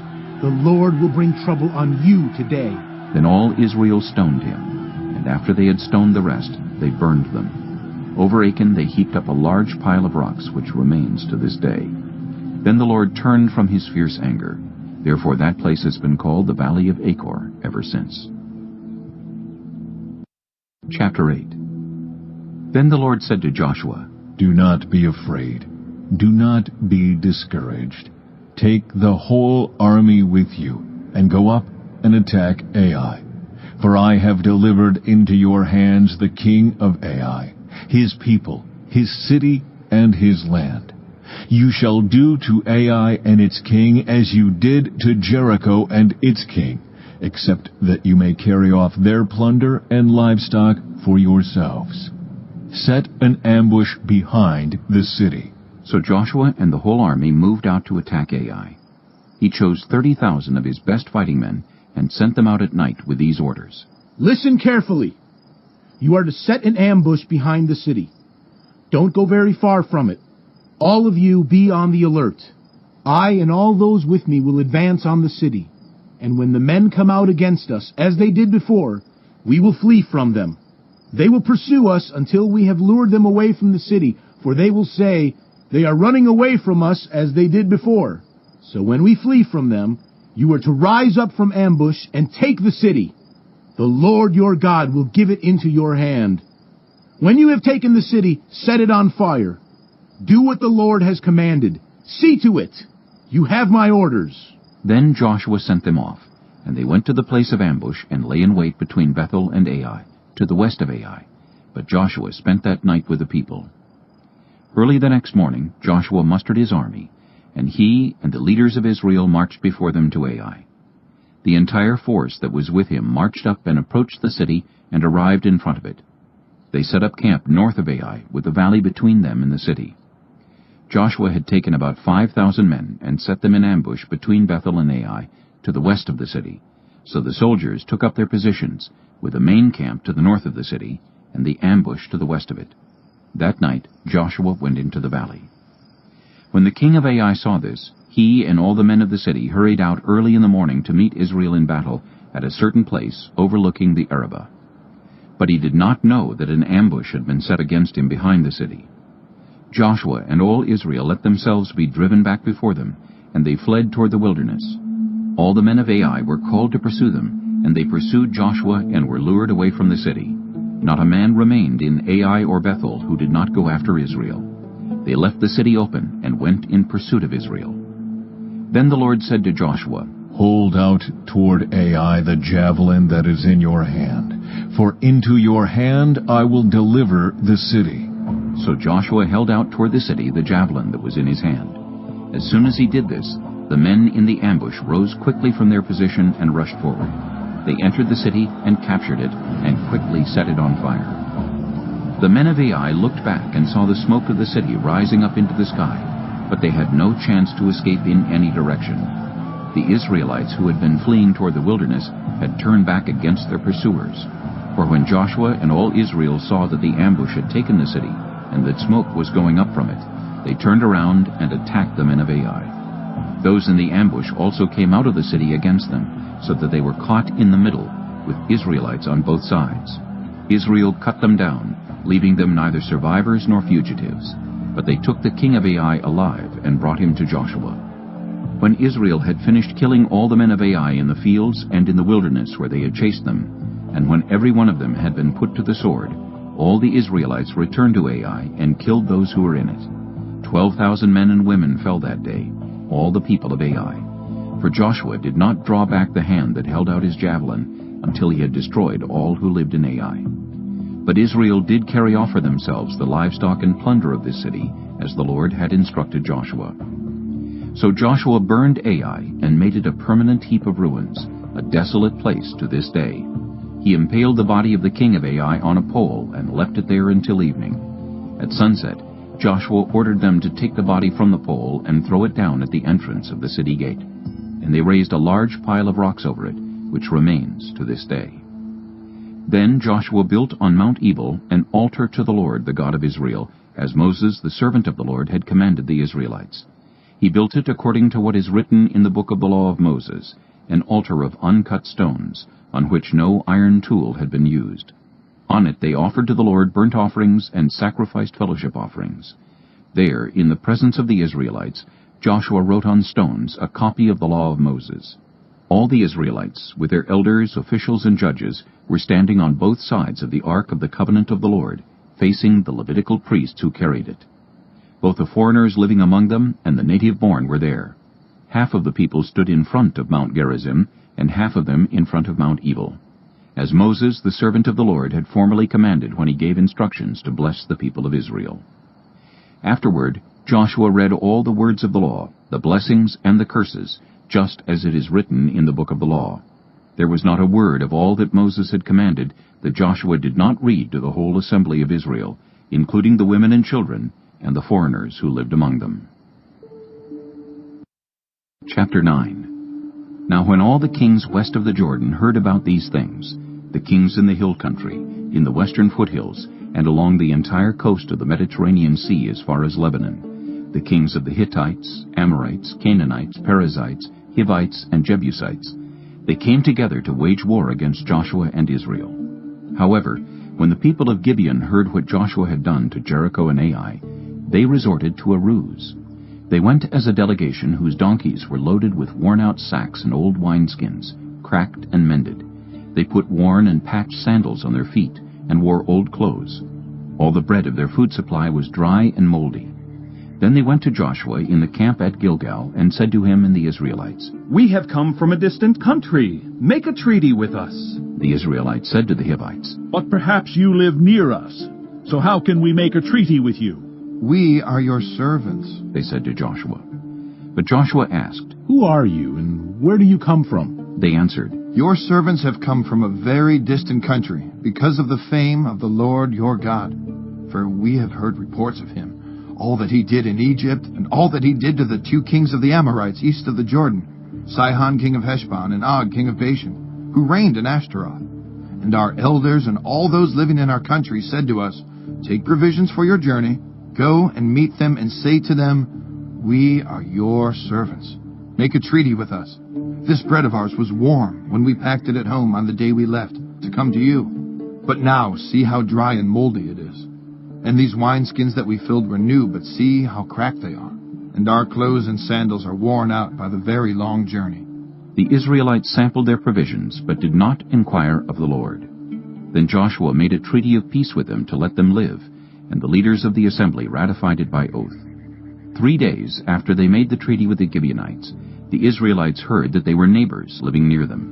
So the Israelites set out, and on the 3rd day came to their cities, Gibeon, Kephirah, Beeroth, and Kiriath-Jearim. But the Israelites did not attack them, because the leaders of the assembly had sworn an oath to them by the Lord, the God of Israel. The whole assembly grumbled against the leaders, but all the leaders answered, "We have given them our oath by the Lord, the God of Israel, and we cannot touch them now. This is what we will do to them. We will let them live, so that God's wrath will not fall on us for breaking the oath we swore to them." They continued, "Let them live, but let them be woodcutters and water carriers in the service of the whole assembly." So the leader's promise to them was kept. Then Joshua summoned the Gibeonites and said, "Why did you deceive us by saying, 'We live a long way from you,' while actually you live near us? You are now under a curse.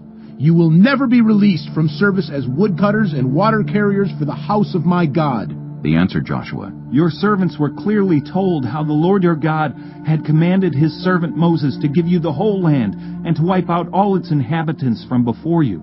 So we feared for our lives because of you, and that is why we did this. We are now in your hands. Do to us whatever seems good and right to you." So Joshua saved them from the Israelites, and they did not kill them. That day he made the Gibeonites woodcutters and water carriers for the assembly, to provide for the needs of the altar of the Lord at the place the Lord would choose. And that is what they are to this day. Chapter 10. Now Adoni-Zedek, king of Jerusalem, heard that Joshua had taken Ai and totally destroyed it, doing to Ai and its king as he had done to Jericho and its king, and that the people of Gibeon had made a treaty of peace with Israel and had become their allies. He and his people were very much alarmed at this, because Gibeon was an important city, like one of the royal cities. It was larger than Ai, and all its men were good fighters. So Adoni-Zedek, king of Jerusalem, appealed to Hoham, king of Hebron, Piram, king of Jarmuth, Japhiah, king of Lachish, and Deber, king of Eglon. "Come up and help me attack Gibeon," he said, "because it has made peace with Joshua and the Israelites." Then the 5 kings of the Amorites, the kings of Jerusalem, Hebron, Jarmuth, Lachish, and Eglon, joined forces. They moved up with all their troops and took up positions against Gibeon and attacked it. The Gibeonites then sent word to Joshua in the camp at Gilgal. Do not abandon your servants. Come up to us quickly and save us. Help us, because all the Amorite kings from the hill country have joined forces against us. So Joshua marched up from Gilgal with his entire army, including all the best fighting men. The Lord said to Joshua, Do not be afraid of them. I have given them into your hand. Not one of them will be able to withstand you. After an all-night march from Gilgal, Joshua took them by surprise. The Lord threw them into confusion before Israel, so Joshua and the Israelites defeated them completely at Gibeon. Israel pursued them along the road going up to Beth-horon and cut them down all the way to Azekah and Makkedah. As they fled before Israel on the road down from Beth-horon to Azekah, the Lord hurled large hailstones down on them, and more of them died from the hail than were killed by the swords of the Israelites. On the day the Lord gave the Amorites over to Israel, Joshua said to the Lord in the presence of Israel, Sun, stand still over Gibeon, and you, moon, over the valley of Ajalon. So the sun stood still, and the moon stopped, till the nation avenged itself on its enemies, as it is written in the book of Jasher. The sun stopped in the middle of the sky, and delayed going down about a full day. There has never been a day like it before or since, a day when the Lord listened to a human being. Surely the Lord was fighting for Israel. Then Joshua returned with all Israel to the camp at Gilgal. Now the 5 kings had fled and hidden in the cave at Makkedah. When Joshua was told that the 5 kings had been found hiding in the cave at Makkedah, he said, Roll large rocks up to the mouth of the cave and post some men there to guard it. But don't stop. Pursue your enemies. Attack them from the rear, and don't let them reach their cities, for the Lord your God has given them into your hand. So Joshua and the Israelites defeated them completely, but a few survivors managed to reach their fortified cities. The whole army then returned safely to Joshua in the camp at Makkedah, and no one uttered a word against the Israelites. Joshua said, Open the mouth of the cave, and bring those 5 kings out to me. So they brought the 5 kings out of the cave, the kings of Jerusalem, Hebron, Jarmuth, Lachish, and Eglon. When they had brought these kings to Joshua, he summoned all the men of Israel, and said to the army commanders who had come with him, Come here and put your feet on the necks of these kings. So they came forward and placed their feet on their necks. Joshua said to them, Do not be afraid. Do not be discouraged. Be strong and courageous. This is what the Lord will do to all the enemies you are going to fight. Then Joshua put the kings to death and exposed their bodies on 5 poles, and they were left hanging on the poles until evening. At sunset, Joshua gave the order, and they took them down from the poles and threw them into the cave where they had been hiding. At the mouth of the cave they placed large rocks, which are there to this day. That day Joshua took Makkedah. He put the city and its king to the sword, and totally destroyed everyone in it. He left no survivors. And he did to the king of Makkedah as he had done to the king of Jericho.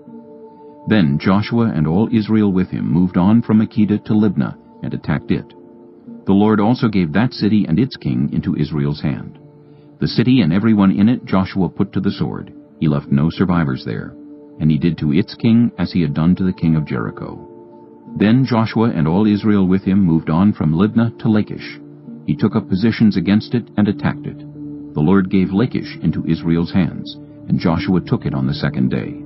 The city and everyone in it he put to the sword, just as he had done to Libnah. Meanwhile, Horam, king of Gezer, had come up to help Lachish, but Joshua defeated him and his army until no survivors were left. Then Joshua and all Israel with him moved on from Lachish to Eglon. They took up positions against it and attacked it. They captured it that same day and put it to the sword and totally destroyed everyone in it, just as they had done to Lachish. Then Joshua and all Israel with him went up from Eglon to Hebron and attacked it. They took the city and put it to the sword, together with its king, its villages, and everyone in it. They left no survivors. Just as at Eglon they totally destroyed it and everyone in it. Then Joshua and all Israel with him turned around and attacked Debir. They took the city, its king, and its villages, and put them to the sword. Everyone in it they totally destroyed. They left no survivors. They did to Debir and its king as they had done to Libnah and its king, and to Hebron. So Joshua subdued the whole region, including the hill country, the Negev, the western foothills and the mountain slopes, together with all their kings. He left no survivors. He totally destroyed all who breathed, just as the Lord, the God of Israel, had commanded. Joshua subdued them from Kadesh Barnea to Gaza, and from the whole region of Goshen to Gibeon. All these kings and their lands Joshua conquered in one campaign, because the Lord, the God of Israel, fought for Israel. Then Joshua returned with all Israel to the camp at Gilgal. Chapter 11. When Jabin, king of Hazor, heard of this, he sent word to Jobab, king of Madon, to the kings of Shimron and Akshaph, and to the northern kings who were in the mountains, in the Arabah south of Kinnereth, in the western foothills, and in Naphath Dor on the west, to the Canaanites in the east and west, to the Amorites, Hittites, Perizzites, and Jebusites in the hill country, and to the Hivites below Hermon in the region of Mizpah. They came out with all their troops and a large number of horses and chariots, a huge army, as numerous as the sand on the seashore. All these kings joined forces and made camp together at the waters of Merom to fight against Israel. The Lord said to Joshua, "Do not be afraid of them, because by this time tomorrow I will hand all of them, slain, over to Israel. You are to hamstring their horses and burn their chariots."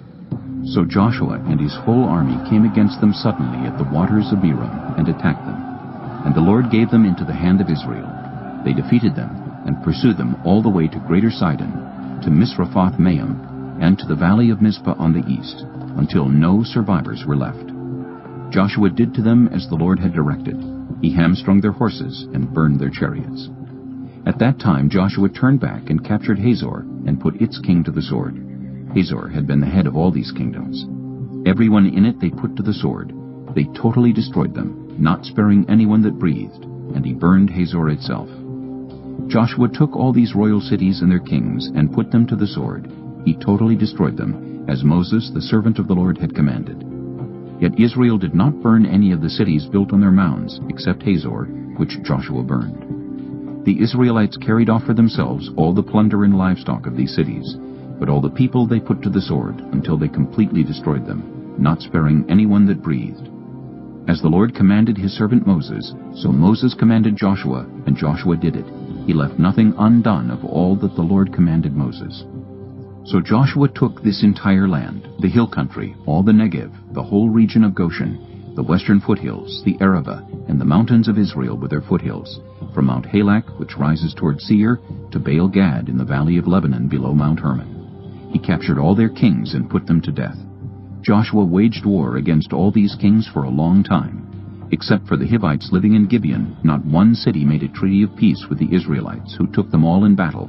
For it was the Lord himself who hardened their hearts to wage war against Israel, so that he might destroy them totally, exterminating them without mercy, as the Lord had commanded Moses.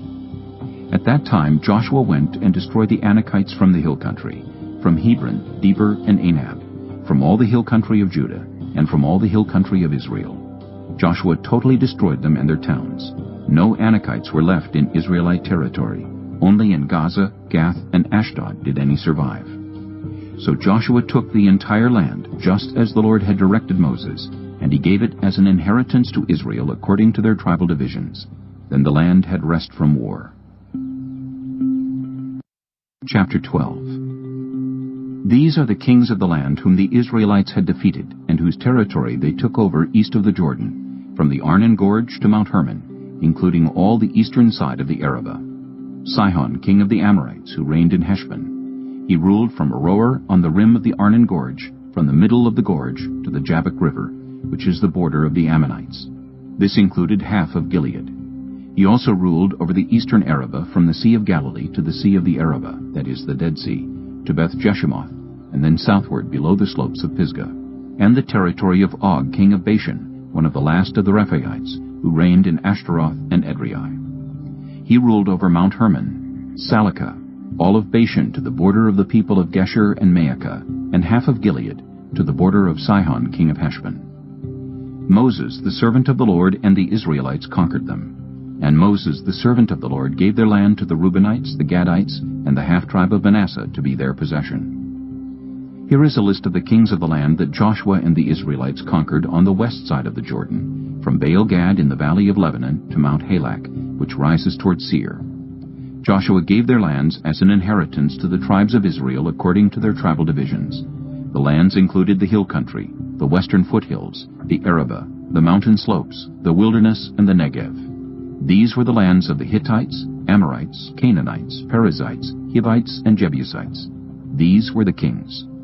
The king of Jericho, 1. The king of Ai near Bethel, 1. The king of Jerusalem, 1. The king of Hebron, 1. The king of Jarmuth, 1. The king of Lachish, 1. The king of Eglon, 1. The king of Gezer, 1. The king of Debir, 1. The king of Geder, 1. The king of Hormah, 1. The king of Arad, 1. The king of Libnah, 1. The king of Adullam, 1. The king of Makkedah, 1. The king of Bethel, 1. The king of Tappuah, 1. The king of Hepher, 1. The king of Aphek, 1. The king of Lasharon, 1. The king of Madon, 1. The king of Hazor, 1. The king of Shimron-Meron, 1. The king of Akshaph, 1. The king of Taanach, 1. The king of Megiddo,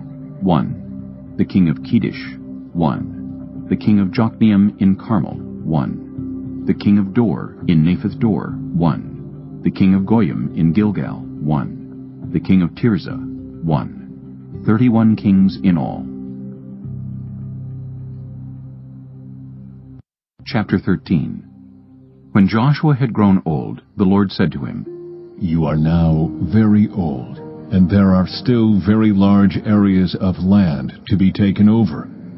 This is the land that remains, all the regions of the Philistines and Geshurites, from the Shihor River on the east of Egypt to the territory of Ekron on the north, all of it counted as Canaanite, though held by the 5 Philistine rulers in Gaza, Ashdod, Ashkelon, Gath, and Ekron, the territory of the Avites on the south, all the land of the Canaanites, from Era of the Sidonians as far as Aphek and the border of the Amorites, the area of Byblos and all Lebanon to the east, from Baal-Gad below Mount Hermon to Lebo-Hamath. As for all the inhabitants of the mountain regions, from Lebanon to Misrephoth-Maim, that is, all the Sidonians, I myself will drive them out before the Israelites.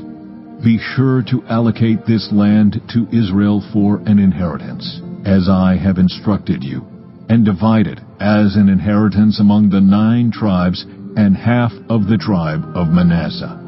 The other half of Manasseh, the Reubenites and the Gadites, had received the inheritance that Moses had given them east of the Jordan, as he, the servant of the Lord, had assigned it to them. It extended from Aroer on the rim of the Arnon Gorge, and from the town in the middle of the gorge, and included the whole plateau of Medeba as far as Dibon, and all the towns of Sihon, king of the Amorites, who ruled in Heshbon, out to the border of the Ammonites.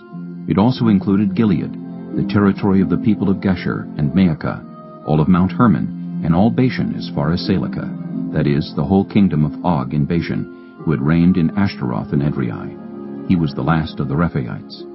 Moses had defeated them and taken over their land. But the Israelites did not drive out the people of Geshur and Maacah, so they continued to live among the Israelites to this day. But to the tribe of Levi he gave no inheritance, since the food offerings presented to the Lord, the God of Israel, are their inheritance, as he promised them. This is what Moses had given to the tribe of Reuben according to its clans: the territory from Aroer on the rim of the Arnon Gorge, and from the town in the middle of the gorge, and the whole plateau past Medeba, to Heshbon and all its towns on the plateau, including Dibon, Bamoth Baal, Beth Baal Meon, Jahaz, Kedemoth, Mephaath, Kiriathaim, Sibmah, Zereth Shahar on the hill in the valley, Beth Peor, the slopes of Pisgah, and Beth Jeshimoth, all the towns on the plateau, in the entire realm of Sihon, king of the Amorites, who ruled at Heshbon. Moses had defeated him and the Midianite chiefs Evi, Rechem, Zur, Hur, and Reba, princes allied with Sihon, who lived in that country. In addition to those slain in battle, the Israelites had put to the sword Balaam son of Beor, who practiced divination. The boundary of the Reubenites was the bank of the Jordan. These towns and their villages were the inheritance of the Reubenites according to their clans. This is what Moses had given to the tribe of Gad according to its clans: the territory of Jazer, all the towns of Gilead, and half the Ammonite country as far as Aroer, near Rabbah, and from Heshbon to Ramoth Mizpah and Betanim, and from Mahanaim to the territory of Debir, and in the valley Beth-Haram, Beth-Nimrah, Succoth, and Zaphon, with the rest of the realm of Sihon king of Heshbon, the east side of the Jordan, the territory up to the end of the Sea of Galilee. These towns and their villages were the inheritance of the Gadites according to their clans. This is what Moses had given to the half-tribe of Manasseh, that is, to half the family of the descendants of Manasseh according to its clans, the territory extending from Mahanaim and including all of Bashan, the entire realm of Og king of Bashan, all the settlements of Jair in Bashan, 60 towns, half of Gilead, and Ashtaroth and Edrei, the royal cities of Og in Bashan. This was for the descendants of Machir, son of Manasseh, for half of the sons of Machir, according to their clans. This is the inheritance Moses had given when he was in the plains of Moab across the Jordan east of Jericho. But to the tribe of Levi Moses had given no inheritance. The Lord, the God of Israel, is their inheritance, as he promised them. Chapter 14. Now these are the areas the Israelites received as an inheritance in the land of Canaan, which Eleazar the priest, Joshua son of Nun, and the heads of the tribal clans of Israel allotted to them. Their inheritances were assigned by lot to the 9½ tribes, as the Lord had commanded through Moses. Moses had granted the 2½ tribes their inheritance east of the Jordan, but had not granted the Levites an inheritance among the rest. For Joseph's descendants had become 2 tribes, Manasseh and Ephraim. The Levites received no share of the land, but only towns to live in, with pasture lands for their flocks and herds. So the Israelites divided the land, just as the Lord had commanded Moses. Now the people of Judah approached Joshua at Gilgal, and Caleb, son of Jephunneh the Kenizzite, said to him, "You know what the Lord said to Moses, the man of God, at Kadesh Barnea about you and me. I was 40 years old when Moses, the servant of the Lord, sent me from Kadesh Barnea to explore the land. And I brought him back a report according to my convictions, but my fellow Israelites who went up with me made the hearts of the people melt in fear. I, however, followed the Lord my God wholeheartedly. So on that day Moses swore to me, 'The land on which your feet have walked will be your inheritance and that of your children forever, because you have followed the Lord my God wholeheartedly.' Now then, just as the Lord promised, He has kept me alive for 45 years since the time He said this to Moses, while Israel moved about in the wilderness. So here I am today, 85 years old. I am still as strong today as the day Moses sent me out. I'm just as vigorous to go out to battle now as I was then. Now give me this hill country that the Lord promised me that day. You yourself heard then that the Anakites were there and their cities were large and fortified. But, the Lord helping me, I will drive them out just as He said." Then Joshua blessed Caleb, son of Jephunneh, and gave him Hebron as his inheritance. So Hebron has belonged to Caleb, son of Jephunneh the Kenizzite, ever since, because he followed the Lord, the God of Israel, wholeheartedly. Hebron used to be called Kiriath Arba, after Arba, who was the greatest man among the Anakites. Then the land had rest from war. Chapter 15. The allotment for the tribe of Judah, according to its clans, extended down to the territory of Edom, to the desert of Zin in the extreme south. Their southern boundary started from the bay at the southern end of the Dead Sea, crossed south of Scorpion Pass, continued on to Zin, and went over to the south of Kadesh Barnea. Then it ran past Hezron up to Adar, and curved around to Karka. It then passed along to Asmon, and joined the Wadi of Egypt, ending at the Mediterranean Sea. This is their southern boundary. The eastern boundary is the Dead Sea as far as the mouth of the Jordan. The northern boundary started from the bay of the sea at the mouth of the Jordan, went up to Beth Hoglah, and continued north of Beth Arabah to the stone of Bohan, son of Reuben. The boundary then went up to Debir from the valley of Achor, and turned north to Gilgal, which faces the pass of Adumim, south of the gorge. It continued along to the waters of En-Shemesh, and came out at En-Rogel. Then it ran up the valley of Ben-Hinnom, along the southern slope of the Jebusite city, that is, Jerusalem. From there it climbed to the top of the hill west of the Hinnom Valley, at the northern end of the valley of Rephaim. From the hilltop the boundary headed toward the spring of the waters of Nephtoah, came out at the towns of Mount Ephron, and went down toward Baalah, that is, Kiriath-Jearim. Then it curved westward from Baalah to Mount Seir, ran along the northern slope of Mount Jearim, that is, Kesalon, continued down to Beth-Shemesh, and crossed to Timnah. It went to the northern slope of Ekron, turned toward Shikharon, passed along to Mount Baalah, and reached Jabneel. The boundary ended at the sea. The western boundary is the coastline of the Mediterranean Sea. These are the boundaries around the people of Judah by their clans. In accordance with the Lord's command to him, Joshua gave to Caleb son of Jephunneh a portion in Judah, Kiriath Arba, that is, Hebron. Arba was the forefather of Anak. From Hebron, Caleb drove out the 3 Anakites, Shishai, Ahiman, and Talmai, the sons of Anak. From there he marched against the people living in Debir, formerly called Kiriath-Sepher. And Caleb said, I will give my daughter Achsah in marriage to the man who attacks and captures Kiriath-Sepher. Othniel, son of Kenaz, Caleb's brother, took it. So Caleb gave his daughter Achsah to him in marriage. One day, when she came to Othniel, she urged him to ask her father for a field. When she got off her donkey, Caleb asked her, What can I do for you? She replied, Do me a special favor.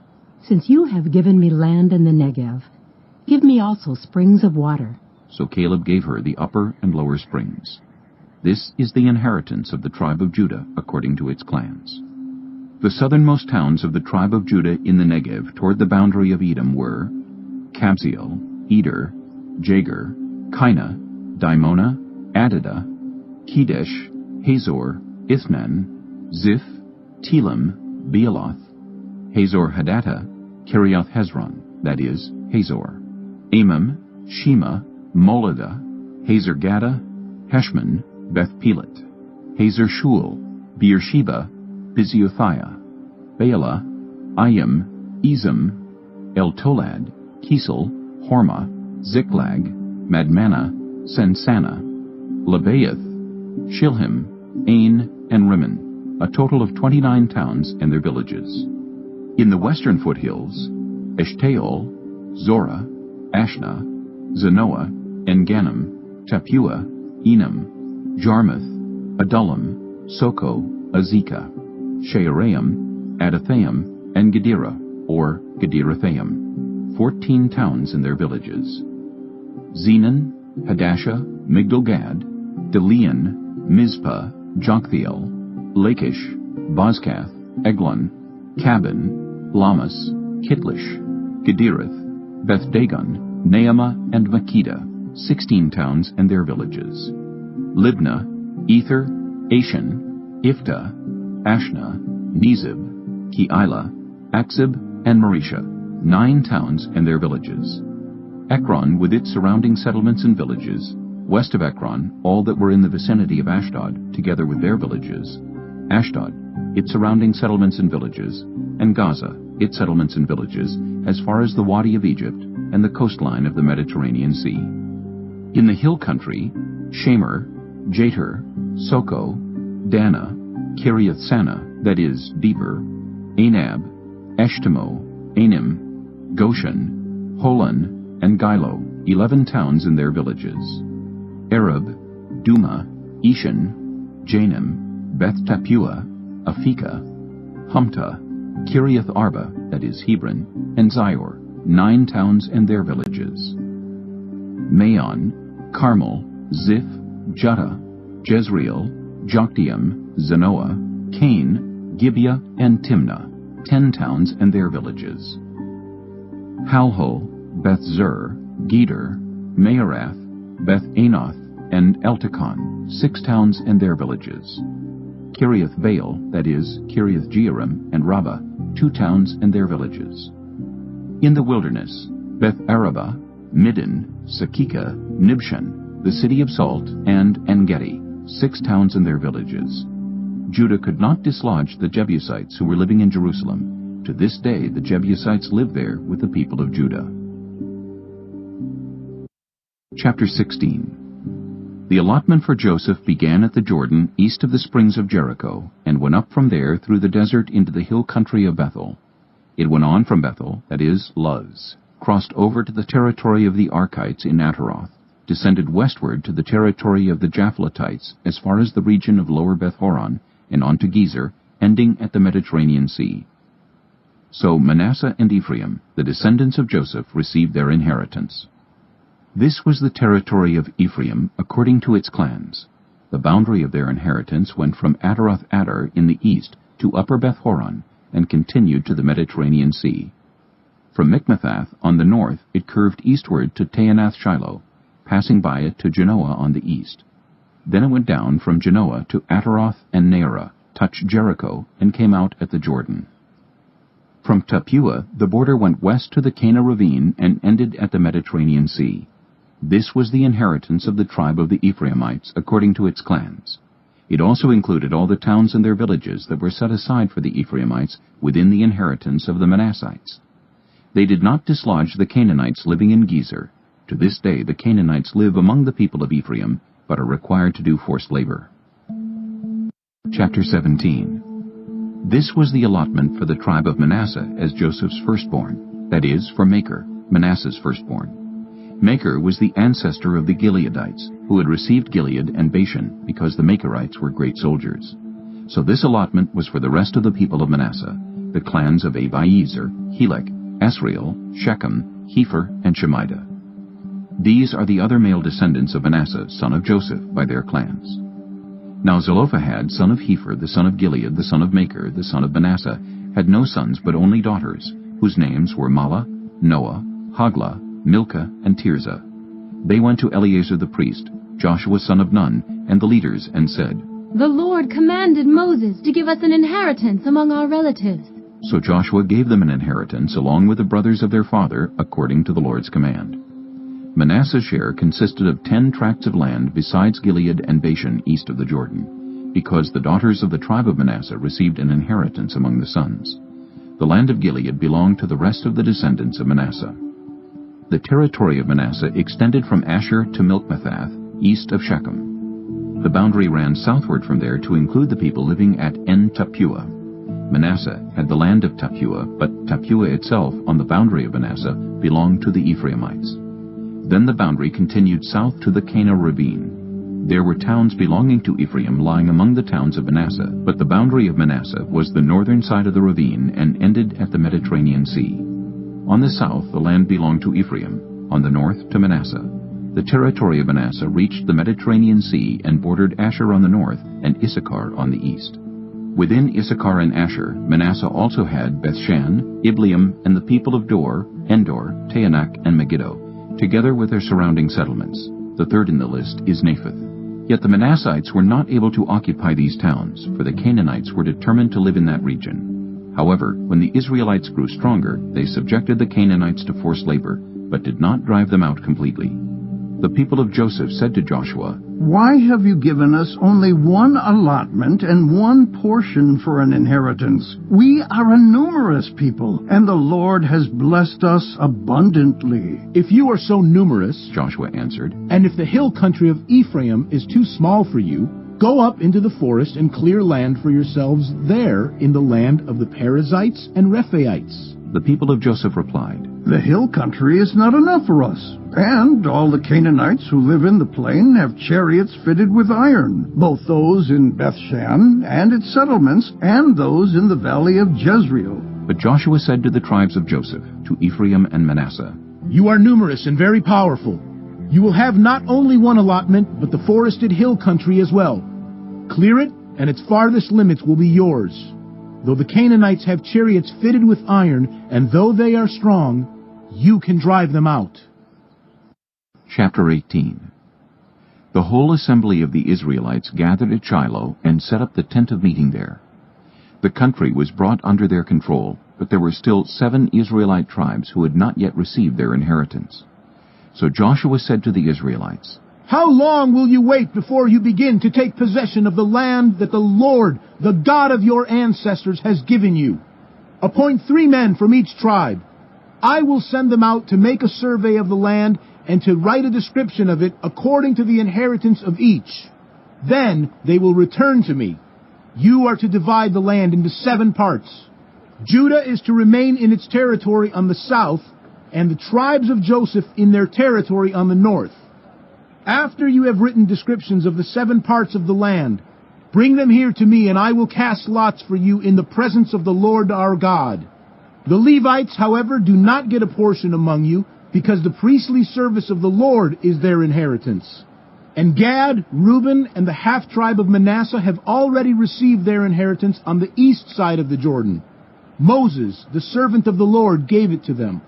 As the men started on their way to map out the land, Joshua instructed them, Go and make a survey of the land and write a description of it. Then return to me, and I will cast lots for you here at Shiloh in the presence of the Lord. So the men left and went through the land. They wrote its description on a scroll, town by town, in 7 parts, and returned to Joshua in the camp at Shiloh. Joshua then cast lots for them in Shiloh in the presence of the Lord, and there he distributed the land to the Israelites according to their tribal divisions. The first lot came up for the tribe of Benjamin according to its clans. Their allotted territory lay between the tribes of Judah and Joseph. On the north side, their boundary began at the Jordan, passed the northern slope of Jericho, and headed west into the hill country, coming out at the wilderness of Beth-aven. From there it crossed to the south slope of Luz, that is Bethel, and went down to Ataroth-Adar on the hill south of lower Beth-horon. From the hill facing Beth-horon on the south, the boundary turned south along the western side and came out at Kiriath-baal, that is, Kiriath-jearim, a town of the people of Judah. This was the western side. The southern side began at the outskirts of Kiriath-jearim on the west, and the boundary came out at the spring of the waters of Nephtoah. The boundary went down to the foot of the hill facing the valley of Ben-Hinnom, north of the valley of Rephaim. It continued down the Hinnom valley along the southern slope of the Jebusite city, and so to En-rogel. It then curved north, went to En-shemesh, continued to Geliloth, which faces the pass of Adummim, and ran down to the stone of Bohan, son of Reuben. It continued to the northern slope of Beth-araba, and on down into the Arabah. It then went to the northern slope of Beth-hoglah, and came out at the northern bay of the Dead Sea, at the mouth of the Jordan in the south. This was the southern boundary. The Jordan formed the boundary on the eastern side. These were the boundaries that marked out the inheritance of the clans of Benjamin on all sides. The tribe of Benjamin, according to its clans, had the following towns: Jericho, Beth-hoglah, Emech-keziz, Beth-araba, Zemaraim, Bethel, Avim, Perah, Ophrah, Kepher-ammoni, Ophni, and Geba, 12 towns and their villages: Gibeon, Ramah, Beeroth, Mizpah, Kephirah, Moza, Rechem, Irpeel, Terah, Zelah, Haeleph, the Jebusite city, that is Jerusalem, Gibeah, and Kiriath, 14 towns and their villages. This was the inheritance of Benjamin for its clans. Chapter 19. The second lot came out for the tribe of Simeon according to its clans. Their inheritance lay within the territory of Judah. It included Beersheba, or Sheba, Moladah, Hazer-shual, Baalah, Ezem, Eltolad, Bethel, Hormah, Ziklag, Beth-markaboth, Hazer-susa, Beth-lebaoth, and Sharuhen, 13 towns and their villages. Ain, Rimmon, Ether, and Ashan, 4 towns and their villages, and all the villages around these towns as far as Baalath-beer, Ramah in the Negev. This was the inheritance of the tribe of the Simeonites according to its clans. The inheritance of the Simeonites was taken from the share of Judah because Judah's portion was more than they needed. So the Simeonites received their inheritance within the territory of Judah. The third lot came up for Zebulun according to its clans. The boundary of their inheritance went as far as Sered. Going west, it ran to Maralah, touched Dabbesheth, and extended to the ravine near Jokneam. It turned east from Sered toward the sunrise to the territory of Kisloth-Tabor, and went on to Daberath and up to Japhiah. Then it continued eastward to Gath-hepher and Ethkazin. It came out at Rimmon and turned toward Neah. There the boundary went around on the north to Hathanon and ended at the valley of Ifta-el. Included were Kattath, Nahalal, Shimron, Idalah, and Bethlehem. There were 12 towns and their villages. These towns and their villages were the inheritance of Zebulun according to its clans. The fourth lot came out for Issachar according to its clans. Their territory included Jezreel, Kesaloth, Shunem, Hapharaim, Shion, and Naharath, Rabbith, Kishion, Ebez, Remeth, En-Ganim, En-Haddah, and Beth-Pazzez. The boundary touched Tabor, Shehazumah, and Beth-Shemesh, and ended at the Jordan. There were 16 towns and their villages. These towns and their villages were the inheritance of the tribe of Issachar, according to its clans. The fifth lot came out for the tribe of Asher according to its clans. Their territory included Helkath, Halai, Beton, Akshaph, Alamelech, Amad, and Mishal. On the west the boundary touched Carmel and Shihor-Libnath. It then turned east toward Beth-Dagon, touched Zebulun in the valley of Ifta-El, and went north to Beth-Emek and Neiel, passing Cabul on the left. It went to Abdon, Rehob, Hammon, and Cana as far as Greater Sidon. The boundary then turned back toward Ramah and went to the fortified city of Tyre, turned toward Hosa, and came out at the Mediterranean Sea in the region of Akzib, Ummah, Aphek, and Rehob. There were 22 towns and their villages. These towns and their villages were the inheritance of the tribe of Asher, according to its clans. The sixth lot came out for Naphtali, according to its clans. Their boundary went from Heleph and the large tree in Zaananim, passing Adami-Nekeb and Jabneel to Lacham, and ending at the Jordan. The boundary ran west through Asnath-Tabor and came out at Hukkok. It touched Zebulun on the south, Asher on the west, and the Jordan on the east. The fortified towns were Ziddim, Zur, Hamath, Rakkath, Kinnereth, Adamah, Ramah, Hazor, Kedesh, Edrei, and Hazor, Iron, Migdal-El, Horem, Beth-Anath, and Beth-Shemesh. There were 19 towns and their villages. These towns and their villages were the inheritance of the tribe of Naphtali, according to its clans. The seventh lot came out for the tribe of Dan, according to its clans.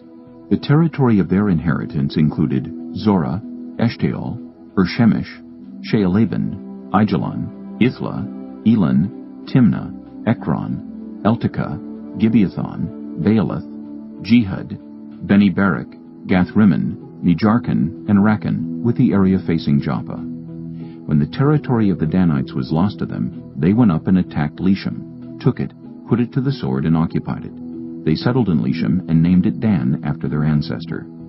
These towns and their villages were the inheritance of the tribe of Dan, according to its clans. When they had finished dividing the land into its allotted portions, the Israelites gave Joshua son of Nun an inheritance among them as the Lord had commanded. They gave him the town he asked for, Timnath-Serah, in the hill country of Ephraim, and he built up the town and settled there.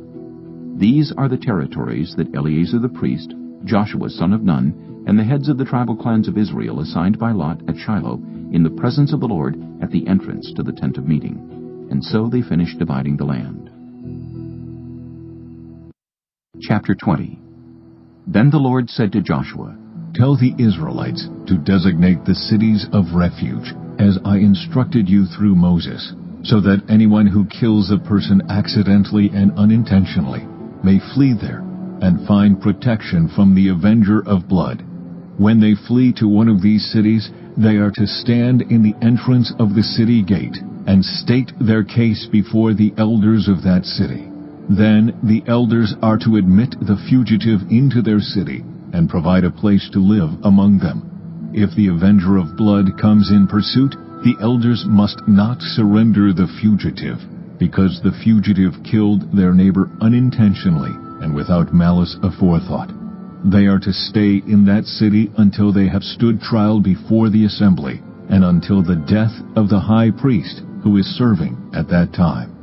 Then they may go back to their own home in the town from which they fled. So they set apart Kedesh in Galilee, in the hill country of Naphtali, Shechem in the hill country of Ephraim, and Kiriath Arba, that is, Hebron, in the hill country of Judah. East of the Jordan, on the other side from Jericho, they designated Bezer in the wilderness on the plateau in the tribe of Reuben, Ramoth in Gilead in the tribe of Gad, and Golan in Bashan in the tribe of Manasseh. Any of the Israelites or any foreigner residing among them who killed someone accidentally could flee to these designated cities and not be killed by the avenger of blood prior to standing trial before the assembly.